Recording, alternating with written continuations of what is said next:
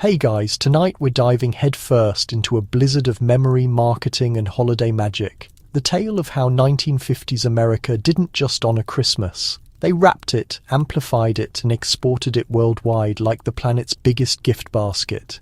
Before you settle in, take a moment to hit that like button and subscribe, but only if you genuinely dig what I'm doing here.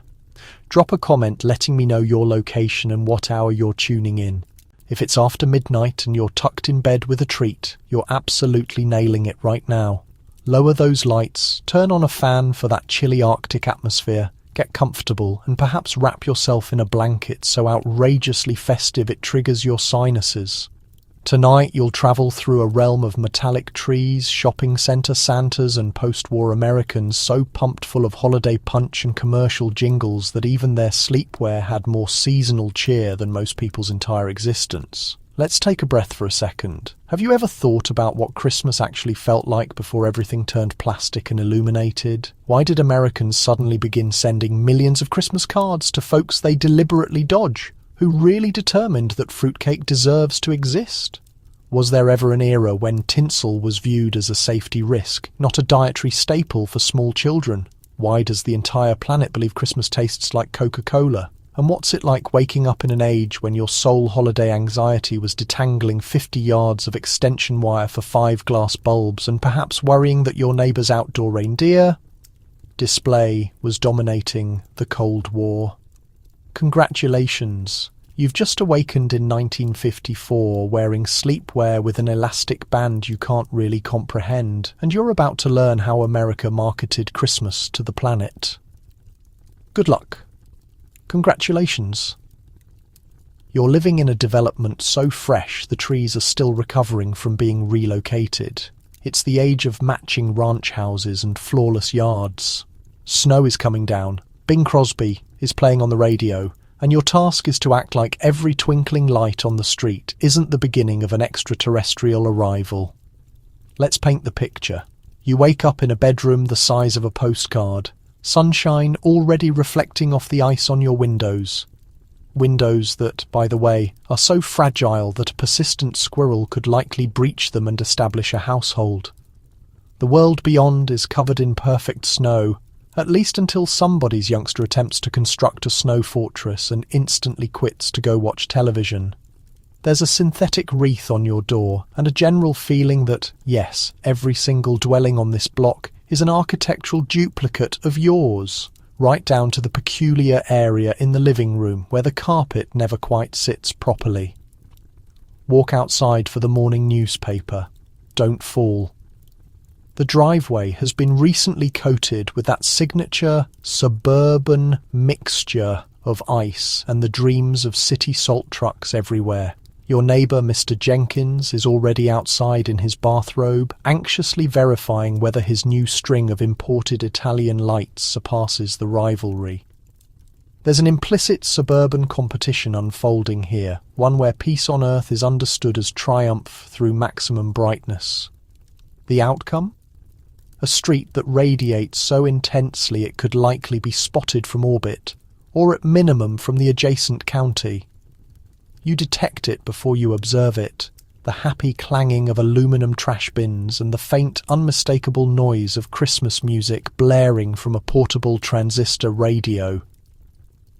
Bing Crosby sings White Christmas with all the gentle threat of a man who understands you have precisely 6 days remaining to purchase gifts, and you haven't begun yet. It's a soundtrack you'll encounter everywhere. In the automobile, in the market, in the dentist's waiting room, probably even in your sleep by New Year's. Inside, the aroma of brewing coffee blends with the plastic and pine fragrance of your brand new fire-retardant synthetic tree. The tree is adorned with glass ornaments that could explode if you so much as glance at them incorrectly. There's tinsel, so much tinsel. Tinsel in your footwear, tinsel on the cat, tinsel travelling as if by sorcery to your meal. You get the impression that tinsel is less a decoration and more a hostile organism. The only thing more relentless is the odour of whatever enigma, casserole, is slowly congealing in your neighbour's kitchen adjacent. The living room is a temple to comfort and uniformity. You've got a kidney-shaped coffee table, a TV the dimensions of a Buick, and an ashtray on every platform. Because nothing screams Christmas in the 50s like smoking indoors with the windows sealed shut in the corner. The family Christmas card roster has reached disturbing dimensions. You're required to send cards to everyone you've ever encountered, including your dentist and that one relative who relocated to Minnesota and now only corresponds in all capitals. Dinner arrangements are already in motion. There's discussion of a holiday block gathering which will showcase Jell-O salads in shades not discovered in nature, and a ham so briny it could function as a preservation technique for ancient documents. The children are outside hurling snowballs with military-grade accuracy, stopping only to gaze in wonder at the neighbour's giant illuminated Santa, so massive he appears like he could institute martial law at any instant. And through it all, there's a peculiar sense of tranquility. You're secure, cosy, surrounded by enough Christmas lights to energise a small moon. Sure, there's rivalry, nervousness, and the low-grade existential terror that your house might be confused for a landing strip by passing planes. But in this radiant, caffeinated Bing Crosby soundtracked suburbia, you're experiencing the fantasy, one blinking bulb at a time. And as darkness arrives and the world beyond is coloured with 1,000 glimmering hues, you slide into bed, pull the covers up to your chin and whisper a quiet suburban blessing. Please let the lights remain on until sunrise. And please let my neighbour's inflatable reindeer deflate with grace this year. You used to picture St. Nick as a mysterious, slightly menacing figure. Now, thanks to Madison Avenue, he's everywhere. On advertisements, in shopping centres, at the bank, and occasionally your living room if you leave the entrance unlocked. Let's be real. Santa has experienced a serious brand overhaul. Once upon a time, he was a shadowy character lingering at the boundary of folklore. Part gift distributor, part trespasser, part warning story to keep children obedient. But this is 1950s America, and now he's been enhanced, rebranded, and mass-manufactured. The outcome? A Santa so approachable, so clean, so rotund and sparkly-eyed, he appears less like he's evaluating your life decisions, and more like he's about to serve you a second portion of Jell-O salad. Your initial sighting of Santa each year is no longer a question of mystical timing. It's calculated. He materializes in department stores the instant Halloween is officially deceased, positioned on a throne that appears suspiciously like it was converted from a window presentation. His beard is fluffy, his suit is impossibly red, thanks in no small part to the Coca-Cola company, which evidently possesses the colour red and possibly the North Pole itself. There are elves, or at least local adolescents in pointed hats, shepherding children through velvet barriers with the kind of crowd management you'd anticipate at a rock performance. If you're under 7, it's enchantment. If you're a parent, it's 3 hours of your existence you'll never reclaim, and a fuzzy Polaroid of your child wailing on Santa's lap. To preserve it by. Santa has evolved into the face of Christmas business. He's not just in shopping centres, he's on breakfast boxes, in automobile advertisements and promoting everything from electric razors to vacuum cleaners. If it can be gift-wrapped, Santa has likely grinned beside it in a full-page magazine advertisement. Need a new savings account? Your neighbourhood bank has a Santa on standby ready to offer you a peppermint while you refinance your mortgage. Forget naughty or nice. The actual list is, who's covering Santa's appearance charge this season? But it's not just corporate America profiting. Your local community desires a piece of the North Pole too. School Christmas productions now demand a Santa appearance, played by whichever gym instructor can tolerate a pillow-stuffed costume and the continuous smell of fake beard adhesive. The fire department Santa arrives on the rear of a shiny red truck, distributing candy canes at velocities that should likely be supervised by the FAA. Your neighbourhood parade? You'd better believe there's a Santa on every platform waving at audiences with the kind of frantic energy that only comes from knowing you're contractually required to be cheerful for 8 straight hours at home. Santa is everywhere. He's on your sleepwear. He's on your cookie container. He's the focus of every Christmas program on television, each version slightly altered, but all with that patented cheerfulness cranked up to 11. Even the dog is wearing a Santa hat, and he despises it. There's a Santa figurine lurking on every surface, each one beaming with a silent message. Consume, decorate, repeat. For children, this new Santa is less a legend and more a seasonal colleague. Letters must be composed, lists assembled, cookies prepared, surveillance is suggested. Santa observes you when you're sleeping, and apparently so does the neighbour's inflatable lawn Santa, radiating eerily through the curtains. At 3 a.m. the pressure is mounting. Be good, smile for photographs, don't weep on the man in the suit, and maybe, just maybe, you'll receive that cap gun, hula hoop, or disturbingly realistic baby doll you witnessed on TV. But for adults, there's a certain nostalgia in this excessive jolliness. Maybe you recall a time when Santa was a rumour, a hope, a whispered pledge. Now, he's a mascot, a corporate powerhouse, a seasonal force of nature, but also somehow a comfort. Because underneath all the polish and marketing, he's still the old street, miraculously everywhere, at once mysteriously capable of surviving on a diet of cookies, and always bringing just a little more light and commotion to the darkest nights of winter. And if you listen carefully through the static of carols and jingles, you might just hear the real Santa chuckling quietly to himself, proud of the fact that in 1950s America he finally got elevated from mythical enforcer to CEO of Christmas itself. Walking into a 1950s department store at Christmas is like being ambushed by sparkle and capitalism simultaneously.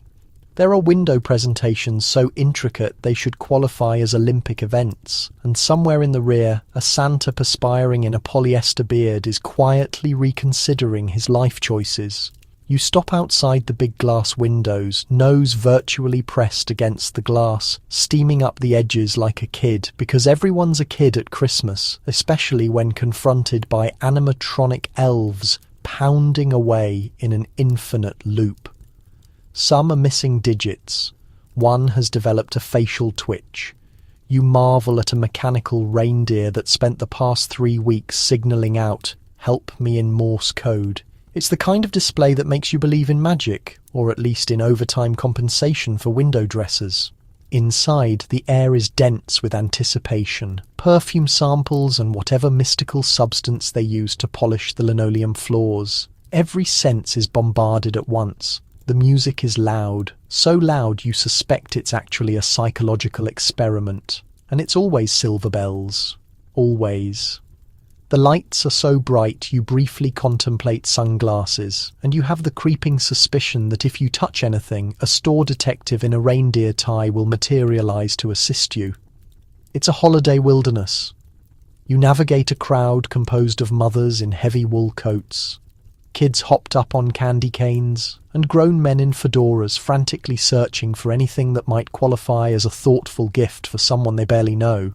You can practically sense the static electricity accumulating with every synthetic coat brushing past yours every few steps. A stranger's child nearly eliminates you with a flying model airplane, and someone's grandmother is forcefully blocking the escalator while debating the advantages of 2 nearly identical nutcrackers. Every department is a different ecosystem. The toy section is a chaos of colour and noise, with plastic robots, tin trains, and dolls that open and close their eyes in ways that feel more ominous than festive. If you listen closely, you can hear the subtle background drone of desperate salespeople reciting the characteristics of every item in the store. It walks, it talks, it requires 4D batteries and possibly a minor electrical degree. The gift wrap counter has a queue so extensive it could function as a conga line at the office Christmas party. You stand in it, cradling a precariously balanced stack of gifts. As the clock advances toward closing, you consider, just for a moment, wrapping everything in newspaper and calling it vintage. But then you remember this is 1950s America. An appearance is everything. You will wait. You will obtain that crisp, shiny paper and that perfect bow. You will lose circulation in your fingers before you settle for anything less. Around the corner, the cosmetics counter sparkles with the promise of beauty and subtle family tension. Buy Mum perfume and she'll wonder what you're attempting to conceal. Buy Aunt Mildred another powder compact and she'll start to suspect you think she's secretly a phantom. Even the appliances are festive. The blender comes in holiday red. The toaster is gift-wrapped. At the factory, you are expected to purchase small kitchen devices for everyone you know because nothing communicates "I love you" like a brand new electric can opener, right? And then there's the masterpiece, Santa's Village. You follow the sugar-fueled screams of children to the rear of the store where a red and green wonderland has been constructed out of plywood, hope, and possibly asbestos. There's fake snow everywhere, on the ground, on the elves in your shoes. You stand in line rehearsing the story you'll tell about why your child looks mildly traumatized in the photo. It's tradition. As you finally emerge, dazed and slightly glittery, the world outside feels a little dimmer, a little less magical, but also maybe a little more peaceful. You've survived the great department store Christmas rush, secured the perfect gifts, and maybe, just maybe, caught a glimpse of that elusive holiday spirit hiding somewhere between the escalator and the clearance bin. Forget real trees in 1955, America wondered. Why have nature when you can have an aluminum sculpture and a rotating colour wheel that makes your living room resemble a disco for elves? Let's paint the scene. It's December. You're standing in your living room contemplating a tree so shiny it appears like it could receive local radio signals. Gone are the days of pine needles crunching underfoot, or your dad cursing under his breath as he tries to wedge a 9-foot fir through a 3-foot doorway. Instead, you have an aluminum marvel, a tree so futuristic that even the Jetsons would feel inadequately dressed standing next to it. Assembling the tree is a family occasion. You carefully extract each sparkling, slightly threatening branch from its cardboard coffin, attempting not to cut yourself or accidentally blind a relative. Each branch fits into its own colour-coded hole, like a radioactive game of pick-up sticks. By the time you're finished, your living room is bathed in a silvery radiance and everyone has at least one mystery scratch. Nobody's exactly certain if the tree is safe to touch, but it's 1955. Safety hasn't been invented yet. Now comes the real star of the show, the colour wheel. Forget strings of lights, forget candles, or the dangerous practice of tying sparklers to branches. You wheel out a contraption that resembles something Wile E. Coyote would use to catch a roadrunner. A rotating plastic disc divided into 4 bold red, blue, green and yellow. Switch it on and let the magic happen. The colour wheel spins, bathing your metallic tree in a slow, psychedelic parade of hues. Within minutes, your home transforms into a swirling, groovy nightclub. Except instead of Frank Sinatra, you've got Uncle Earl snoring on the couch. It's mesmerising and just a little bit suspicious. The tree shimmers. The walls pulse with shifting colour. The family dog sits in the corner, staring at the spectacle with the grim concentration of someone attempting to decode an alien language. Small children sit cross-legged, hypnotised, convinced this must be what the North Pole looks like. On weekends, you're not sure if you're celebrating Christmas or prepping for first contact, but either way, it's the highlight of the year. There's a certain ritual to decorating an aluminum tree. Gone are the rustic wooden ornaments, the strings of popcorn, the lopsided angel your kid made in art class. Instead, you're in the world of precision and polish.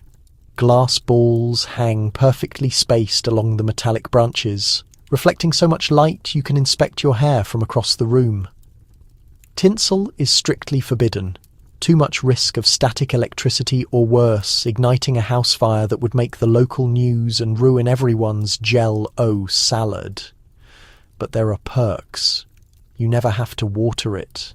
There's no SAP, no bugs, and absolutely zero chance of discovering a squirrel living in your tree unless Cousin Bobby gets really creative this year.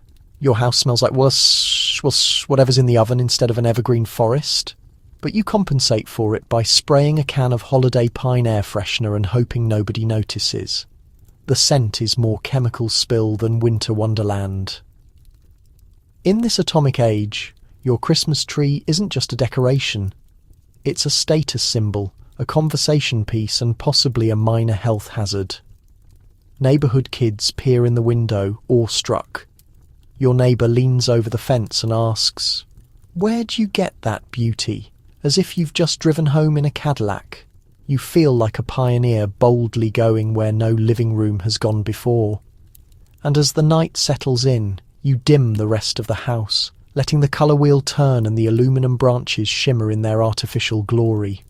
The room glows, everyone is bathed in a slow-motion rainbow, and for a few brief weeks you are at the very centre of the universe. Or at least the centre of suburban Christmas innovation. If this is the future, you think, maybe it isn't so bad, at least until it's time to pack it all away and you discover that every branch is now charged with enough static electricity to power Cleveland. But that's a problem for January. For now, just bask in the atomic glow. The 1950s mailman is basically Santa with shin splints. Every day delivers a new avalanche of Sears catalogues promising you can purchase happiness for $4.95 plus shipping. Let's be honest, the true spirit of Christmas in the atomic age doesn't reside at the North Pole. It resides in a stack of glossy dog-eared catalogues teetering on the end table. There's the Sears Wish Book, of course, but also Montgomery Ward, J.C. Penney, Spiegel, and any number of minor catalogues that seem to multiply in the night. You don't shop in a store, you shop in your sleepwear, flipping through endless pages while the kids circle everything in red crayon until it resembles a ransom note for your wallet. It's a tactile experience. The paper is thick, the shades are almost painfully vibrant, and the printing smells faintly of hope and industrial ink. The whole family gathers in the living room, each member hunched over their own section, squinting at tiny product codes and debating the relative merits of a 7-piece aluminum cookware set versus a set of matching towel monograms. No one knows what a monogram actually does, but it's in the catalogue, so it must be important. Placing an order is a ritual, part logistics, part faith healing. You fill out an order form in careful block letters, double-check the item numbers, then triple-check, because last year you accidentally ordered a size 8 boot for Uncle Harold, who wears a 12 and still hasn't forgiven you. You enclose a money order or a carefully counted stack of bills, address the envelope with a flourish, and march it out to the mailbox. Then the waiting begins. Weeks pass. Children stare down the mailman with the intensity of tiny loan sharks. Grown-ups make daily announcements any day now. The anticipation is half the enjoyment. Unless the package gets delayed, in which case the enjoyment becomes a family sport called Who Lost the Receipt? The mailman's workload doubles overnight. Every porch is booby-trapped with cardboard boxes and mysterious bundles wrapped in brown paper and twine. Some are the size of a shoebox, some are suspiciously large, and all are stamped with warnings that may as well read "Do not open until Christmas or else in the snow." Mailmen march from door to door, weighed down by other people's Christmas dreams and the creeping realization that someone somewhere ordered a bowling ball and forgot to warn the recipient. Inside, presents pile up in closets, beneath beds, and in that enigmatic gift drawer where socks transform into emergency offerings. There's an unspoken pact of silence. Children are strictly prohibited from touching, rattling, or even glimpsing the wrapped packages. Parents become masters of effortless deception. Oh, that's merely a new toaster for Grandma. It isn't. It's the chemistry kit you'll deploy to generate minor kitchen blazes until Easter. Catalogue browsing offers modernity, plenty, and an exit from the nightmares of the parking garage. You can purchase everything imaginable: locomotives, dolls, fragrances, radios, sleepwear with feet. Real feet for display figures, mind you, plus a 7-foot inflatable snowman that once arrived. Will frighten the neighbourhood creatures until March. The guarantee is straightforward. For a modest charge, you can have tomorrow shipped directly to your doorstep. No inquiries necessary. Naturally, sometimes the outcome is less exciting than the guarantee. The bathrobe is somewhat scratchier than it appeared in the photograph. The miniature locomotive requires batteries demanding a physics diploma to insert. The full-scale teddy bear is only full-scale if you happen to be a squirrel. Nevertheless, it's all part of the journey. And nobody can dispute the delight of that initial magnificent tear of brilliant brown wrapping on Christmas morning. Ultimately, mail-order madness is about belief. Belief in catalogues, in postal services, in the wonder of commerce and corrugated boxes.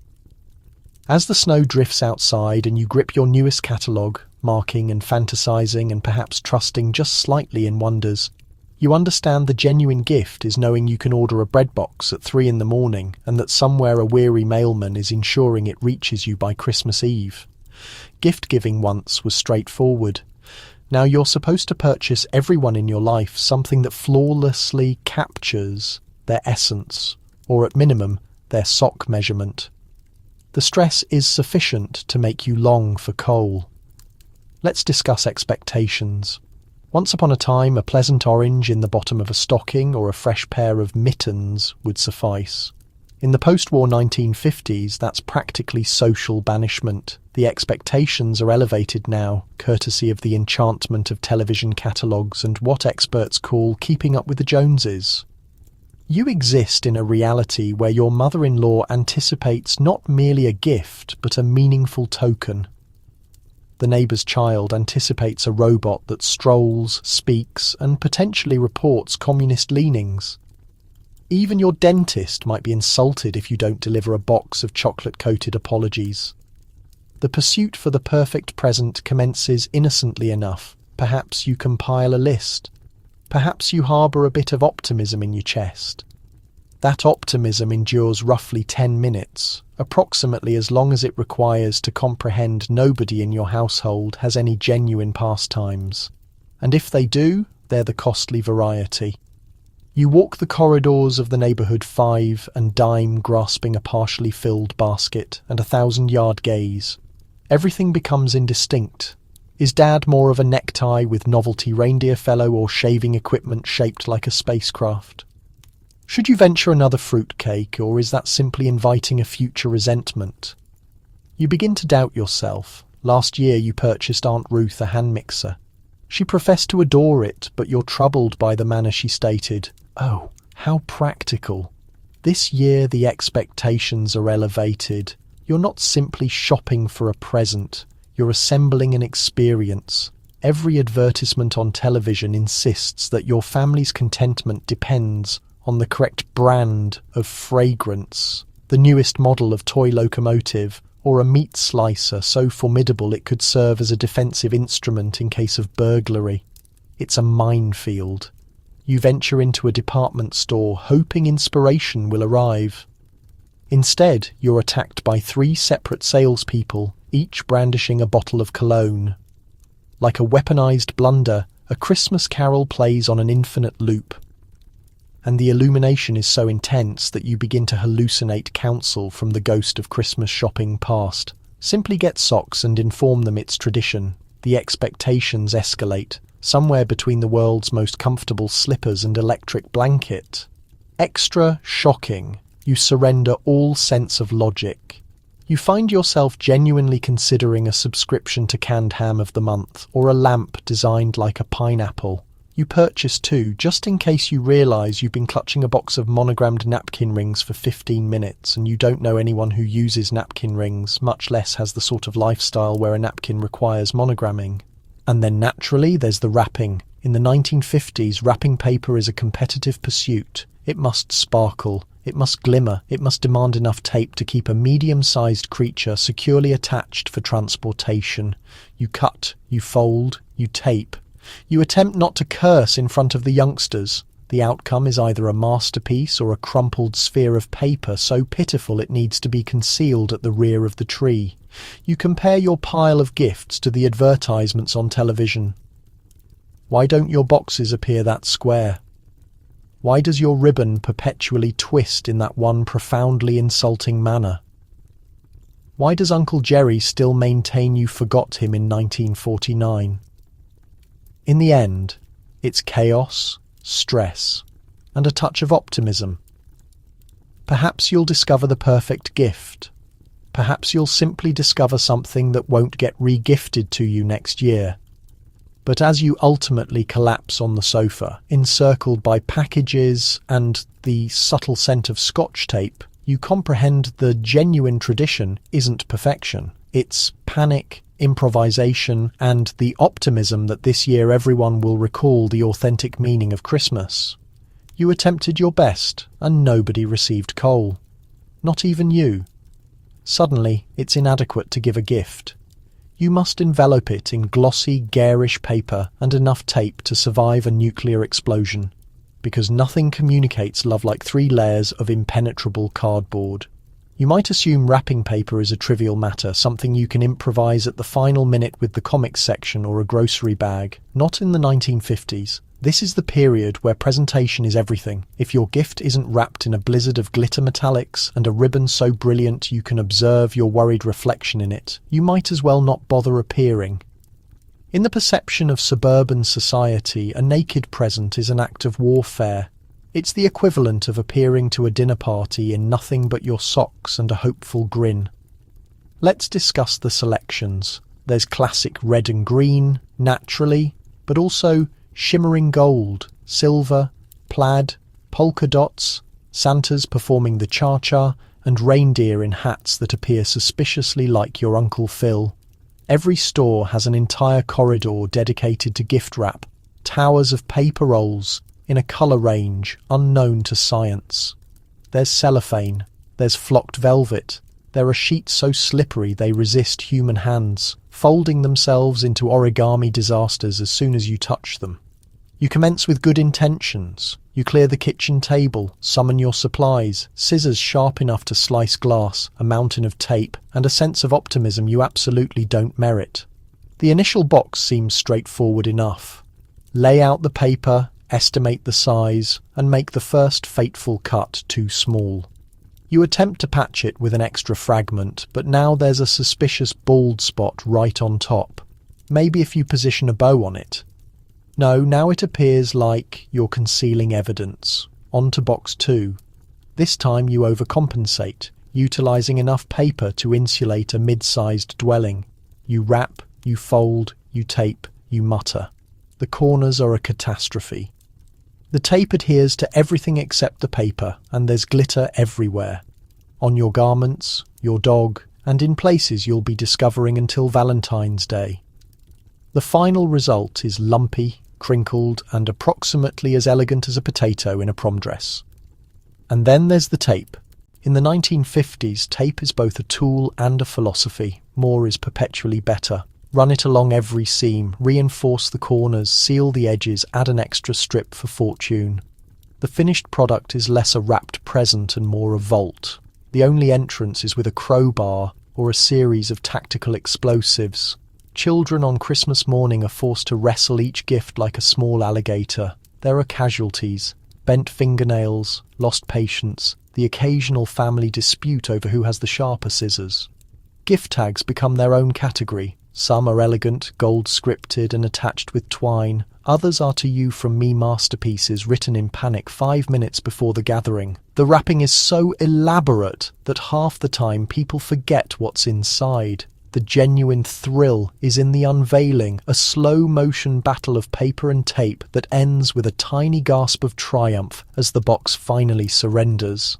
And if you dare to recycle last year's paper, beware. The elders in your family will know. They can spot a reused bow from 30 yards away and will judge accordingly. In the realm of mid-century Christmas, thrift is admirable, but only if it's invisible. When it's all finished, your living room is a glittering catastrophe. Wrapping paper drifts under sofas and behind radiators. Tape dispensers are empty and your final bow has been claimed by the cat. But as you survey the battlefield, you know you've fulfilled your obligation. Each gift is a fortress, each ribbon a declaration, each layer of paper a reminder.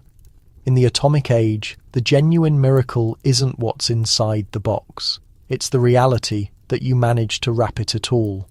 Somewhere between 1949 and 1958, Christmas cards multiplied like rabbits. You send them to relatives, neighbours, and that fellow who once trimmed your lawn in 1952. If you don't send at least 100, are you even attempting? Let's establish the scene. It's early December. You're seated at the kitchen table, a battlefield of coloured envelopes, stamps, and an address book that serves as a historical document and an archaeological excavation. Names you barely recognise appear in your finest handwriting. Mrs. Biddle from 2 towns over, a distant cousin who once shared a sandbox with you and your 3rd grade instructor, who you're fairly certain is now a nun in Idaho. If you're not cautious, you'll end up sending one to your dentist's cat. In the 1950s, Christmas cards aren't merely a gesture, they're a social duty of cosmic significance. Every mailbox in the nation groans under the burden of holiday cheer. It's inadequate to wish Merry Christmas in person. You have to accomplish it by mail, in triplicate, with a jolly robin, a snow-frosted cottage, or a disturbingly lifelike baby Jesus gazing soulfully into the middle distance. Bonus points if there's glitter, foil, or a miniature wreath glued onto the card so firmly it will shed needles in your sock drawer until June. There's a certain pageantry to the entire process. You select your cards with care, weighing the merits of traditional snowy landscape versus winking cartoon Santa.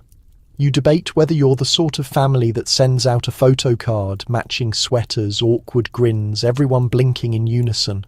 Or maybe you prefer the stately elegance of a gold-embossed nativity scene that communicates, "We definitely own more than one candlestick." You begin writing with optimism. The initial few cards are heartfelt, even poetic, wishing you joy and warmth this holiday season. May your days be merry and bright.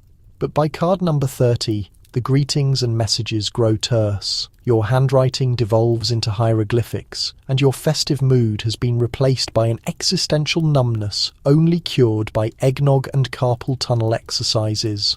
The addressing is a feat of endurance.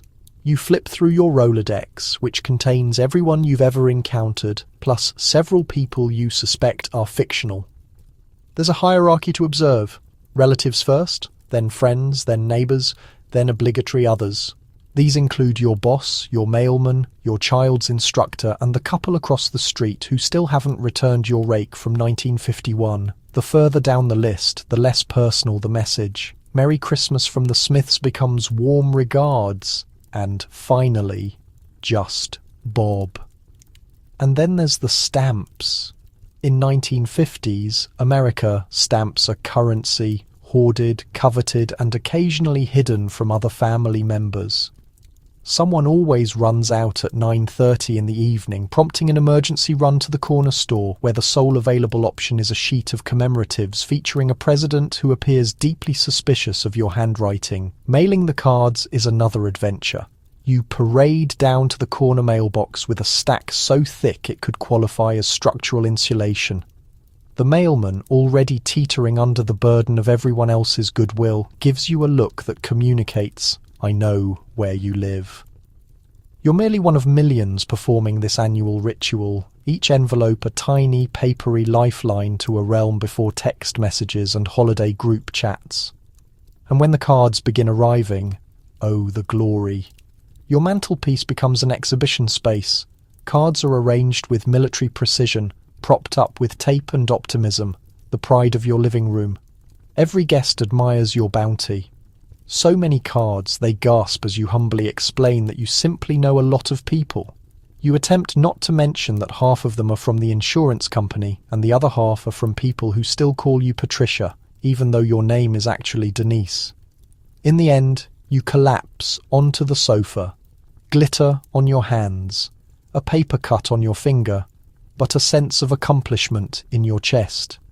You've completed the gauntlet of the Christmas card explosion, and somewhere out there, 100 mailboxes, and one very surprised fellow who once trimmed your lawn are a little brighter for it. It's Christmas Eve. You're crowded around the television, hypnotized by Bing Crosby, stop-motion reindeer and commercials promising that the authentic meaning of Christmas is breakfast cereal. Let's establish the scene. The living room is dark except for the glow of the television, a gigantic wooden console that weighs more than your automobile and receives 4 channels, all of which are running the same holiday programming on a never-ending loop.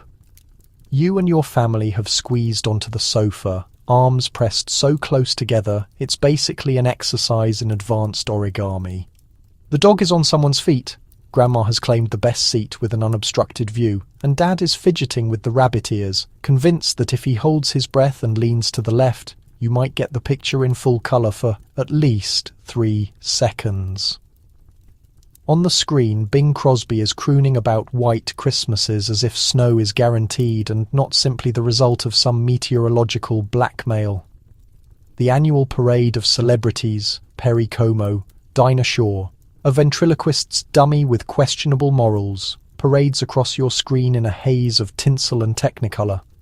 The entire nation gathers as one, bound by the understanding that for this single evening conversation isn't necessary.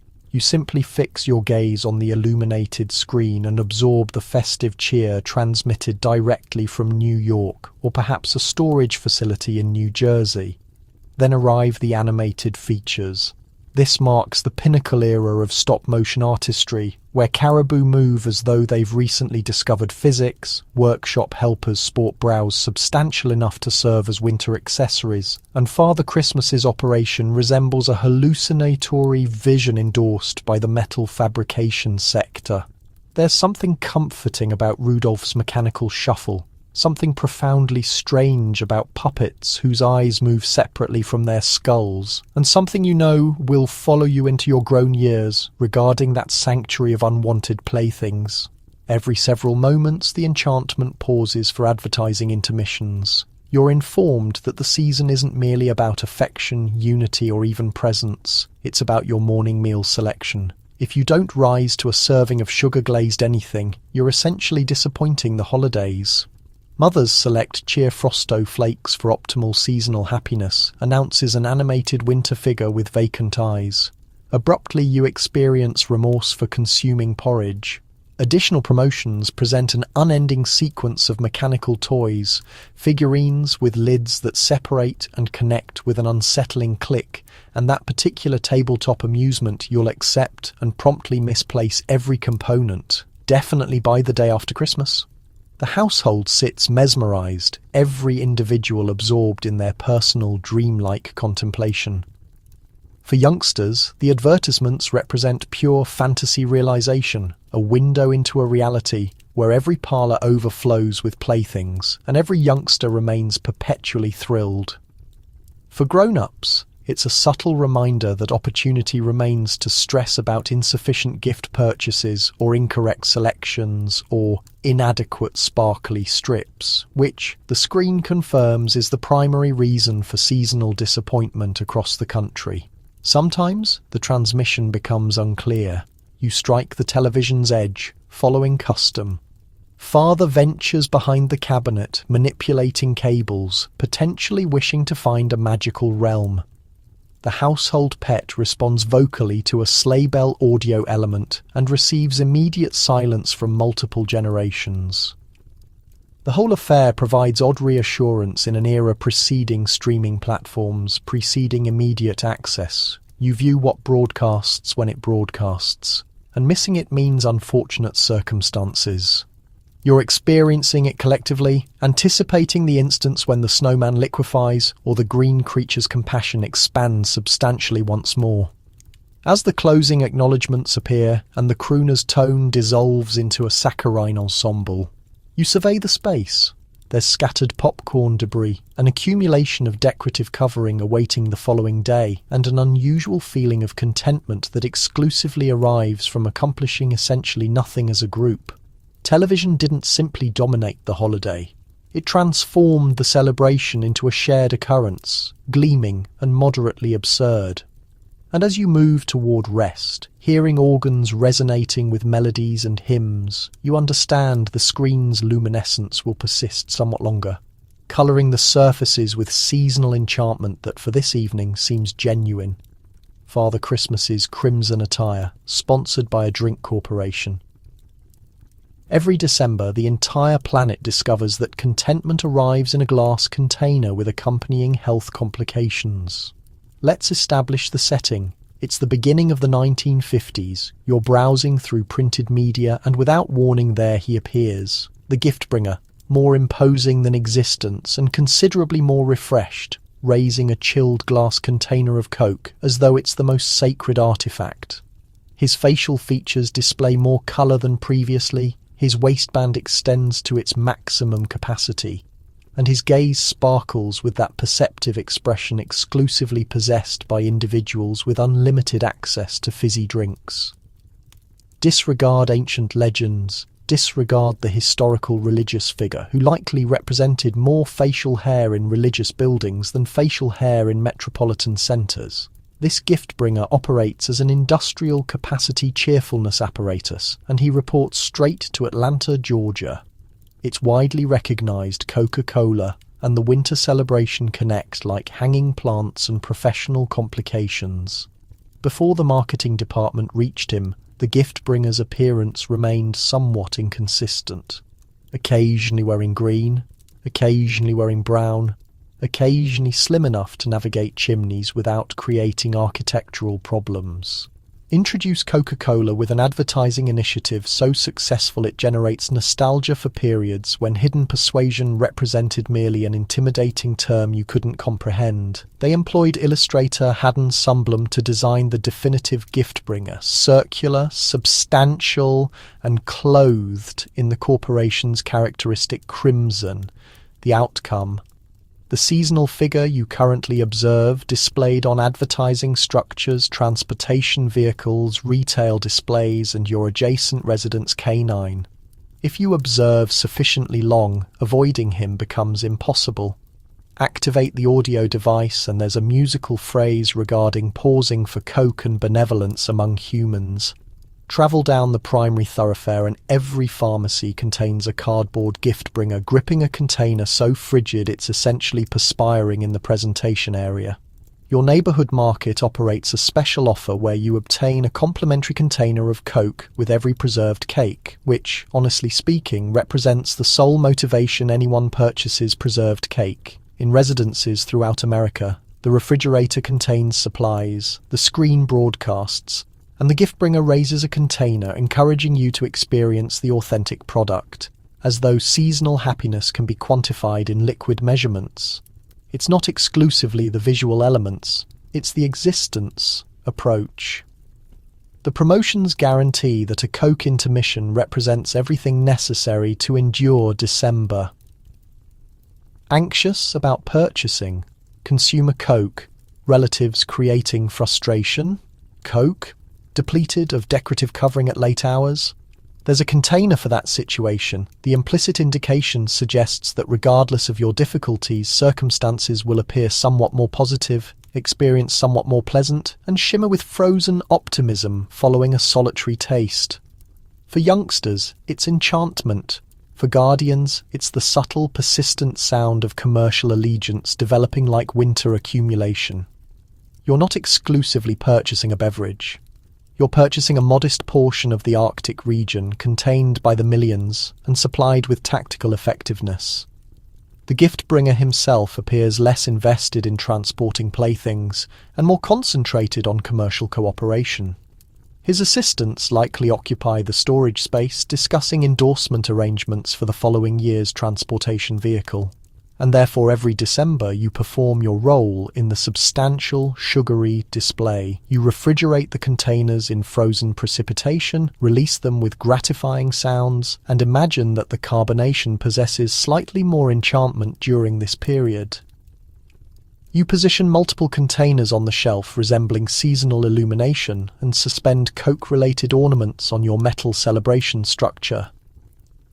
You might additionally abandon a container for the gift-bringer himself, considering he experiences thirst or requires a caffeine enhancement to complete the final considerable quantity of residences. Years subsequently, as society reflects on traditional celebrations, nobody genuinely recalls that the gift-bringer's clothing ever represented anything besides crimson and ivory. The narrative of a carbonated drink that dominated the season becomes the narrative of the celebration itself, with a worldwide population toasting to harmony, benevolence, and processed sweeteners. So this evening, as you transition to unconsciousness, visualize the gift-bringer with his crimson attire, his container of playthings, and a chilled container of Coke. Because nothing communicates seasonal custom like an advertising initiative that remains perpetually active. You attempt to act as though you appreciate egg beverage. You attempt considerably harder to act as though you comprehend preserved fruit dessert. But in the 1950s, these aren't simply consumables, they're obligatory seasonal ceremonies enforced by elderly relatives and social expectations. Let's commence with egg beverage. Every December, an enigmatic container materializes in your refrigeration unit. It's dense, it's light yellow, and it possesses an aroma that's partially nutmeg, partially dairy section alarm. Distributing yourself a portion resembles executing a laboratory procedure. There's perpetually an instant of uncertainty. Should it genuinely move like that? Is that acceptable? Your elderly relative confirms it's entirely secure because the spirits eliminate everything.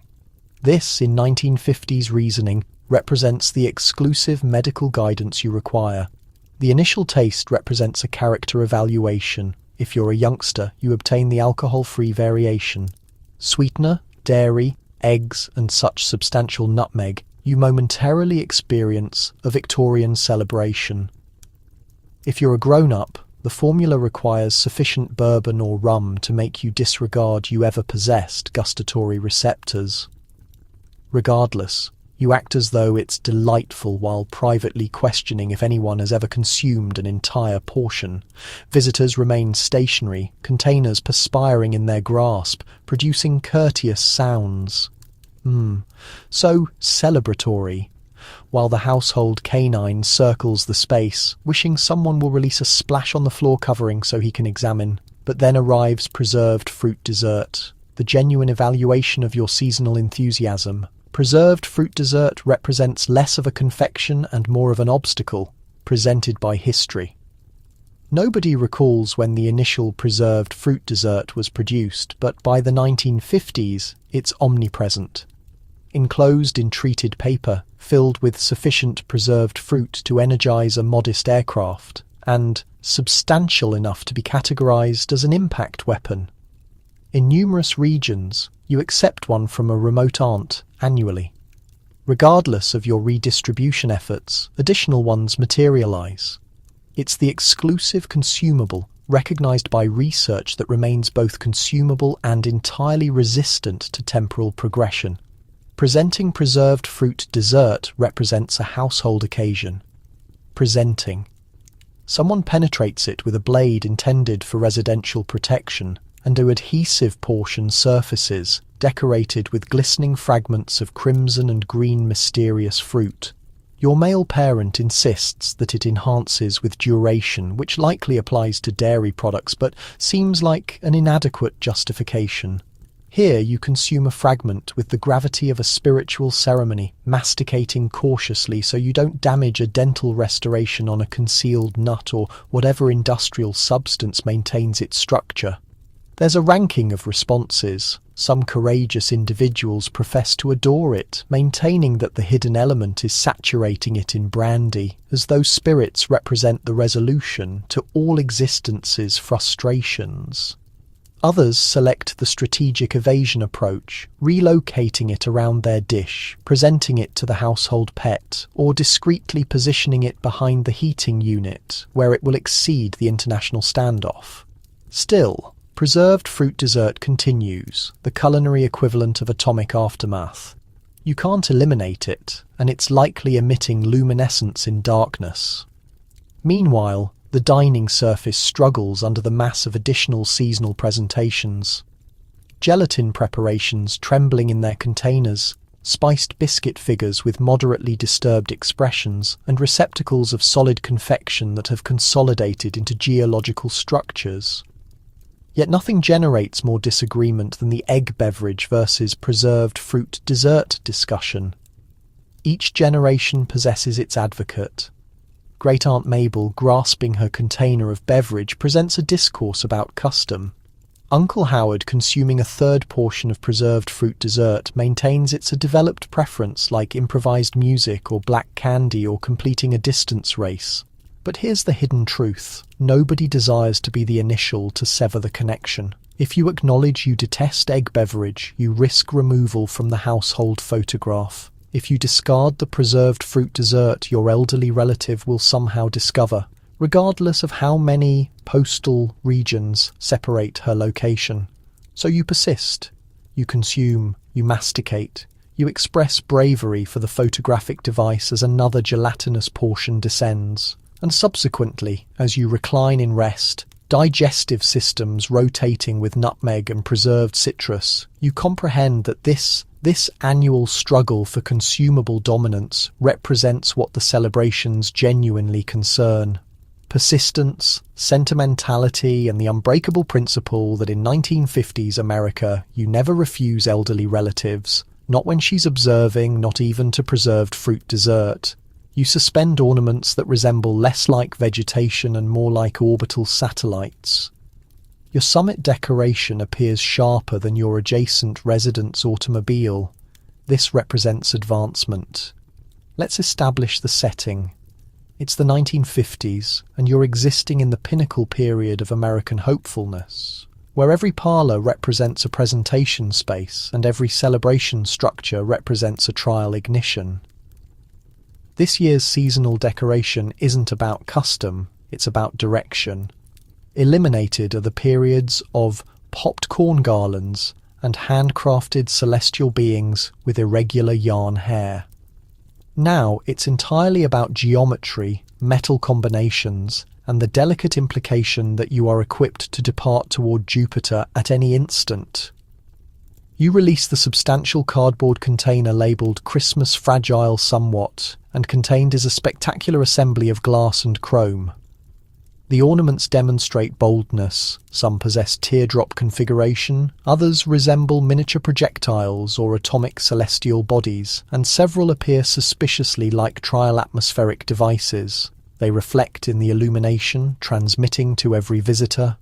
We have observed the future, and it is magnificent and moderately radioactive. Decoration represents a household activity, but currently it resembles preparing a lunar vehicle. You transfer a shimmering turquoise sphere to your youngest, reminding them to exercise caution with an intensity typically reserved for manipulating hazardous materials. Every decoration is constructed for maximum reflection. Some additionally contain internal sparkle, rotating like the galaxy. When you provide them a careful rotation, the metal structure in the area, excessively proud and excessively reflective to integrate, appears to communicate. Eventually, we will all be mechanical beings. The chromatic selection has transformed. Traditional crimson and green. Pleasant, but you're existing in the nuclear period. Consider pastel rose tones, aquatic blues, profound cosmic blues, and radioactive silvers. Each segment of metallic strips is carefully positioned.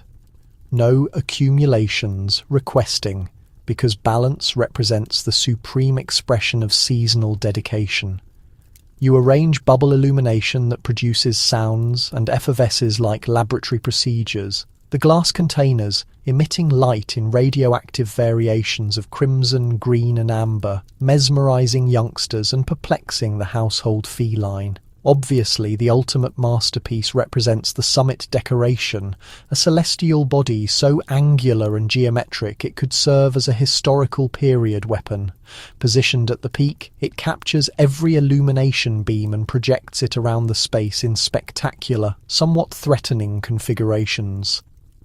Visitors narrow their vision, temporarily obscured, and everyone behaves as though this represents the precise interpretation of comfortable. Elsewhere, the furniture surface contains a focal arrangement of synthetic vegetation and battery-operated illumination. Batteries not provided, naturally. The shelf is arranged with reflective material garlands that ignite rapidly. rapidly if you exhale, excessively forcefully in their proximity, but they appear magnificent in the screen's luminescence. Hanging containers are no longer created by elderly relatives, but commercially acquired in a crimson variation so powerful it activates the radiation detector in the service area.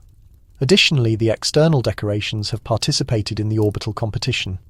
Your adjacent resident not to be exceeded has established a collection of neon caribou whose proboscises illuminate in communication code. There's an expandable gift-bringer operating a projectile vehicle complete with nuclear propulsion and a stream of metallic strip exhaust. The regional publication operates an annual presentation on the most futuristic property exhibition, and you exist in moderate anxiety that your summit decoration might forfeit you the recognition to Mrs. Haskins' 3-level robot snowman. Internally, you pause to appreciate your craftsmanship. The parlour seems less like a fireplace and more like operational headquarters.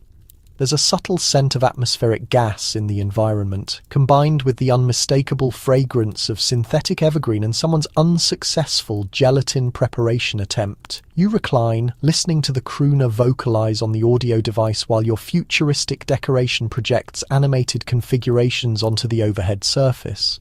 The feline observes the structure suspiciously, perhaps questioning what celestial body it originates from. As you deactivate the primary illumination and allow the chromatic rotation to perform its function, the space shimmers with a supernatural luminescence.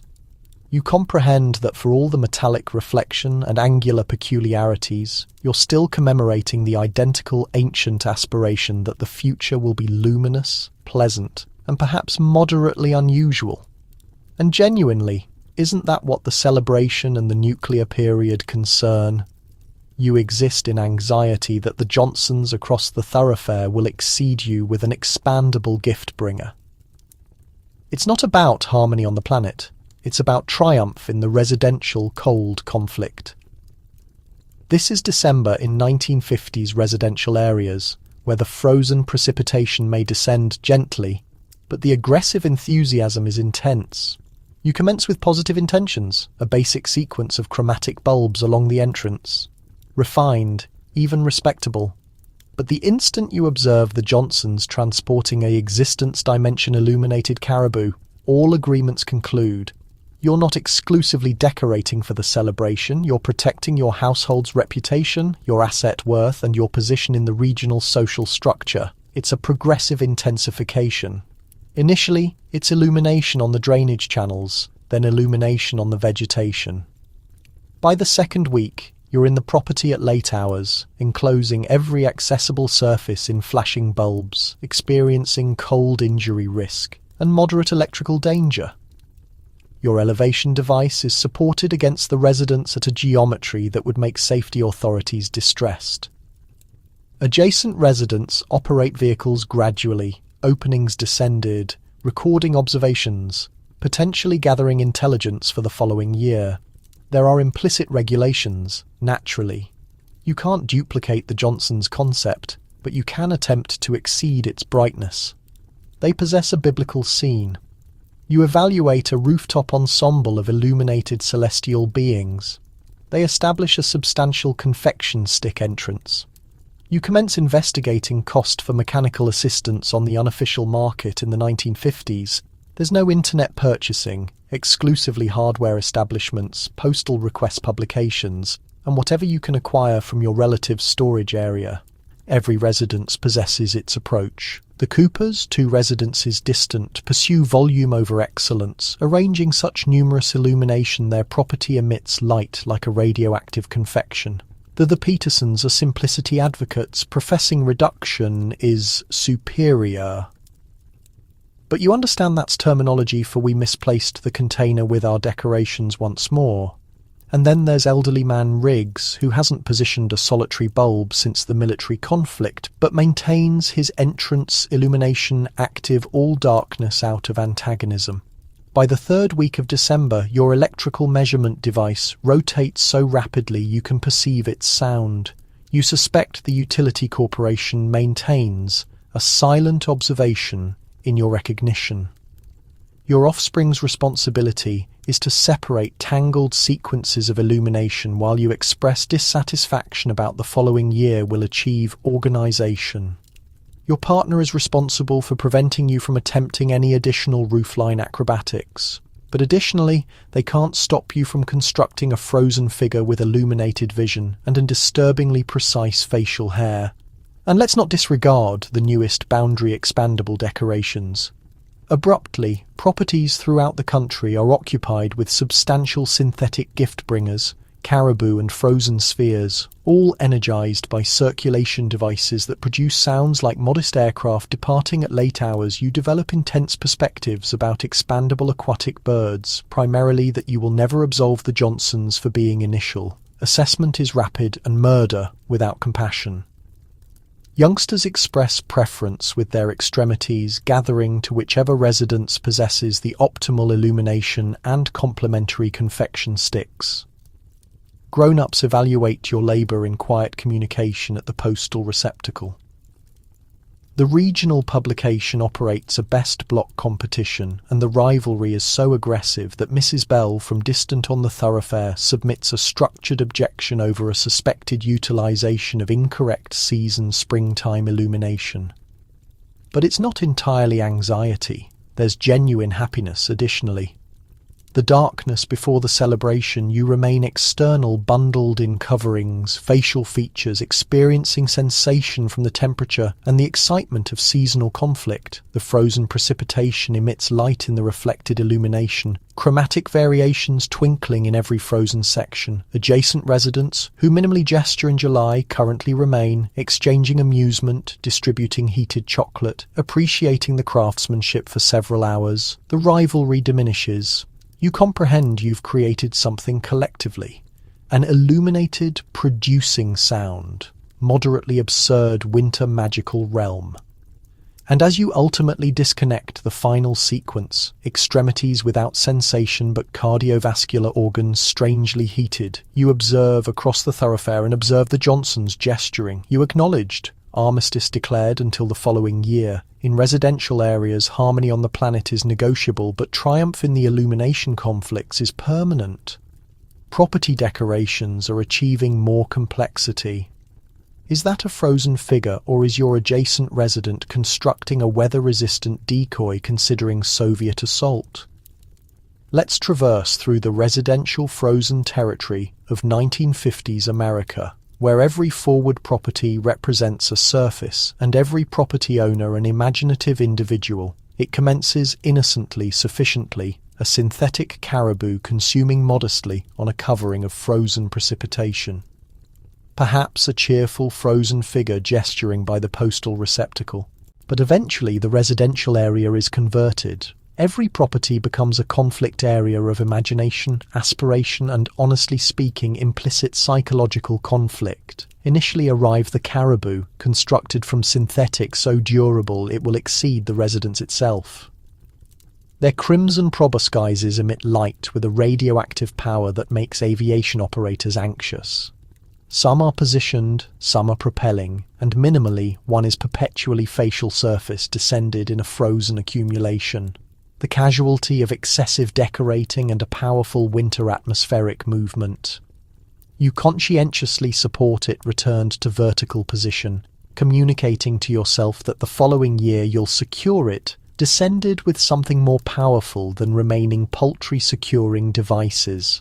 Then the frozen figures materialize. No longer are they exclusively spheres of compressed frozen precipitation with mineral vision and vegetable proboscises. Currently they arrive pre-constructed with decorated expressions, textile accessories, and suspiciously energetic summit headwear that don't relocate additionally in a severe storm.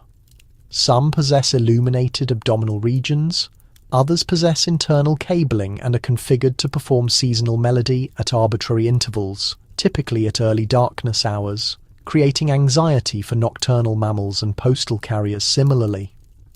The genuine armaments competition, though, is in the specialized objects. There are transportation vehicles carved out of construction material, colored fire apparatus crimson and finished to a superior reflection. Existence dimension synthetic gift. Bringers position precariously on roof surfaces, grasping their containers with pale extremity determination. And then there's your adjacent resident's ultimate masterpiece. A considerable measurement expandable Arctic mammal wearing decorative neckwear, observing peacefully toward the direction as though on perpetual observation for an approaching procession or the communist military in the influence of the international standoff. Every decoration seems moderately like a decoy. Is that biblical occurrence observed in the clerk's property or an intelligently disguised surveillance position? Nobody understands and nobody inquires. All that concerns is that your residence projects seasonal happiness and separated by or moderate suspicion to anyone operating by. The youngsters on the residential area assign covert operative identifications to the frozen figures and maintain clandestine assemblies in the influence of the synthetic aquatic birds. Somewhere a synthetic learned individual has forfeited his cranium for the third occurrence this temporal period, and speculation circulates that it's the labour of the Johnson's canine or a covert celebration operation. At darkness, the residential area becomes active. The caribou emit light with an intensity that could direct disoriented aircraft to security. Frozen figure gestures silently in the atmospheric movement, his expression established and moderately excessively perceptive. Every opening displays a seasonal arrangement, illumination-lit silhouettes, flashing assistants and material frozen crystals secured up with sufficient adhesive to protect a financial institution's storage chamber. Additionally, the postal receptacle is enclosed in metallic strips and synthetic vegetation, protected by a frozen figure who appears to challenge the postal carrier to transport financial obligations instead of correspondence. You appreciate the display, understanding completely well that these decorations will be positioned until early springtime, regardless of how many January warming periods or late-season severe storms progress through. The synthetic remains powerful, a confirmation to mid-century hopefulness and the certainty that additional quantity is perpetually superior. Sometimes a learned individual becomes absent. A caribou achieves flight in a genuine atmospheric disturbance, or gift-bringer's headwear is removed by residential mischief creators. But it's entirely portion of the activity in the conclusion. You remain in your forward property, heated chocolate-producing vapour in your covered extremities, appreciating the magnificent falsehoods of synthetic cheerfulness and decorated-on expressions. Your cardiovascular organ experiences warmth moderately additionally as your extremities lose sensation. It doesn't genuinely concern if your frozen figure represents a decoy or if your caribou can genuinely achieve flight. What concerns is that for several enchanting temporal periods, the entire residential area assembles collectively under a procession of flashing synthetic happiness to maintain the obscurity at distance. And if anyone inquires about the expandable mammal, you exclusively gesture and communicate cold conflict approach. Then gesture at your adjacent resident who's establishing a weather-resistant frozen celestial being on the roof surface. You attempt to acquire educational playthings, but your offspring exclusively desire whatever is promoted between animated features and tobacco products. Well, welcome to the reality of nuclear mechanical beings and synthetic everything. It's 1950-something and you're equipped with a fresh monetary paper, a commercial publication and a moderate feeling of alarm. The seasonal objective? Secure the optimal plaything, one that will convert your offspring into a scientific award recipient, or, minimally, acquire you 10 temporal moments of tranquility before evening meal. The commercial establishment plaything passage represents a spectacular ordeal of possibility. There's the nuclear research facility, complete with examination containers, suspicious materials, and perhaps a modest quantity of genuine hazardous element if the governmental authority isn't observing excessively closely. Instructs youngsters the marvels of molecular science. The promotion communicates, while you quietly question how substantial insurance you possess. Then there are the mechanical beings. Oh, the mechanical beings. Metal and synthetic marvels with mechanical activation mechanisms, producing sparks, thoracic regions, and vision that emit light like miniature nuclear explosions. Some locomote, some communicate. If you quantify a collection of sounds and the occasional vocal expression as conversation, all of them are promoted as confirmed to enhance intelligence or encourage imagination. But in actuality, you understand your parlour will eventually be a conflict region of mechanical competitors struggling for dominance on the textile floor covering. But your offspring don't desire intelligence, they desire velocity. They're after the cars that outpace light itself, or so the advertisements claim, though you're well aware they'll roll a measly 4 inches before vanishing beneath the sofa, lost to time. The Hot Wheels and those slot car circuits devour batteries, carpet threads, and sometimes a piece of your self-respect as you find yourself crawling on hands and knees to fish them out. Dolls have also stepped into an extraordinary new era.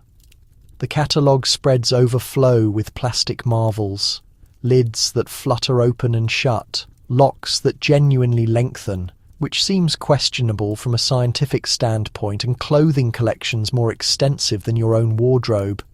The Betsy Wetsy and Tiny Tears collections provide a preview of parenting for those under 8 years old.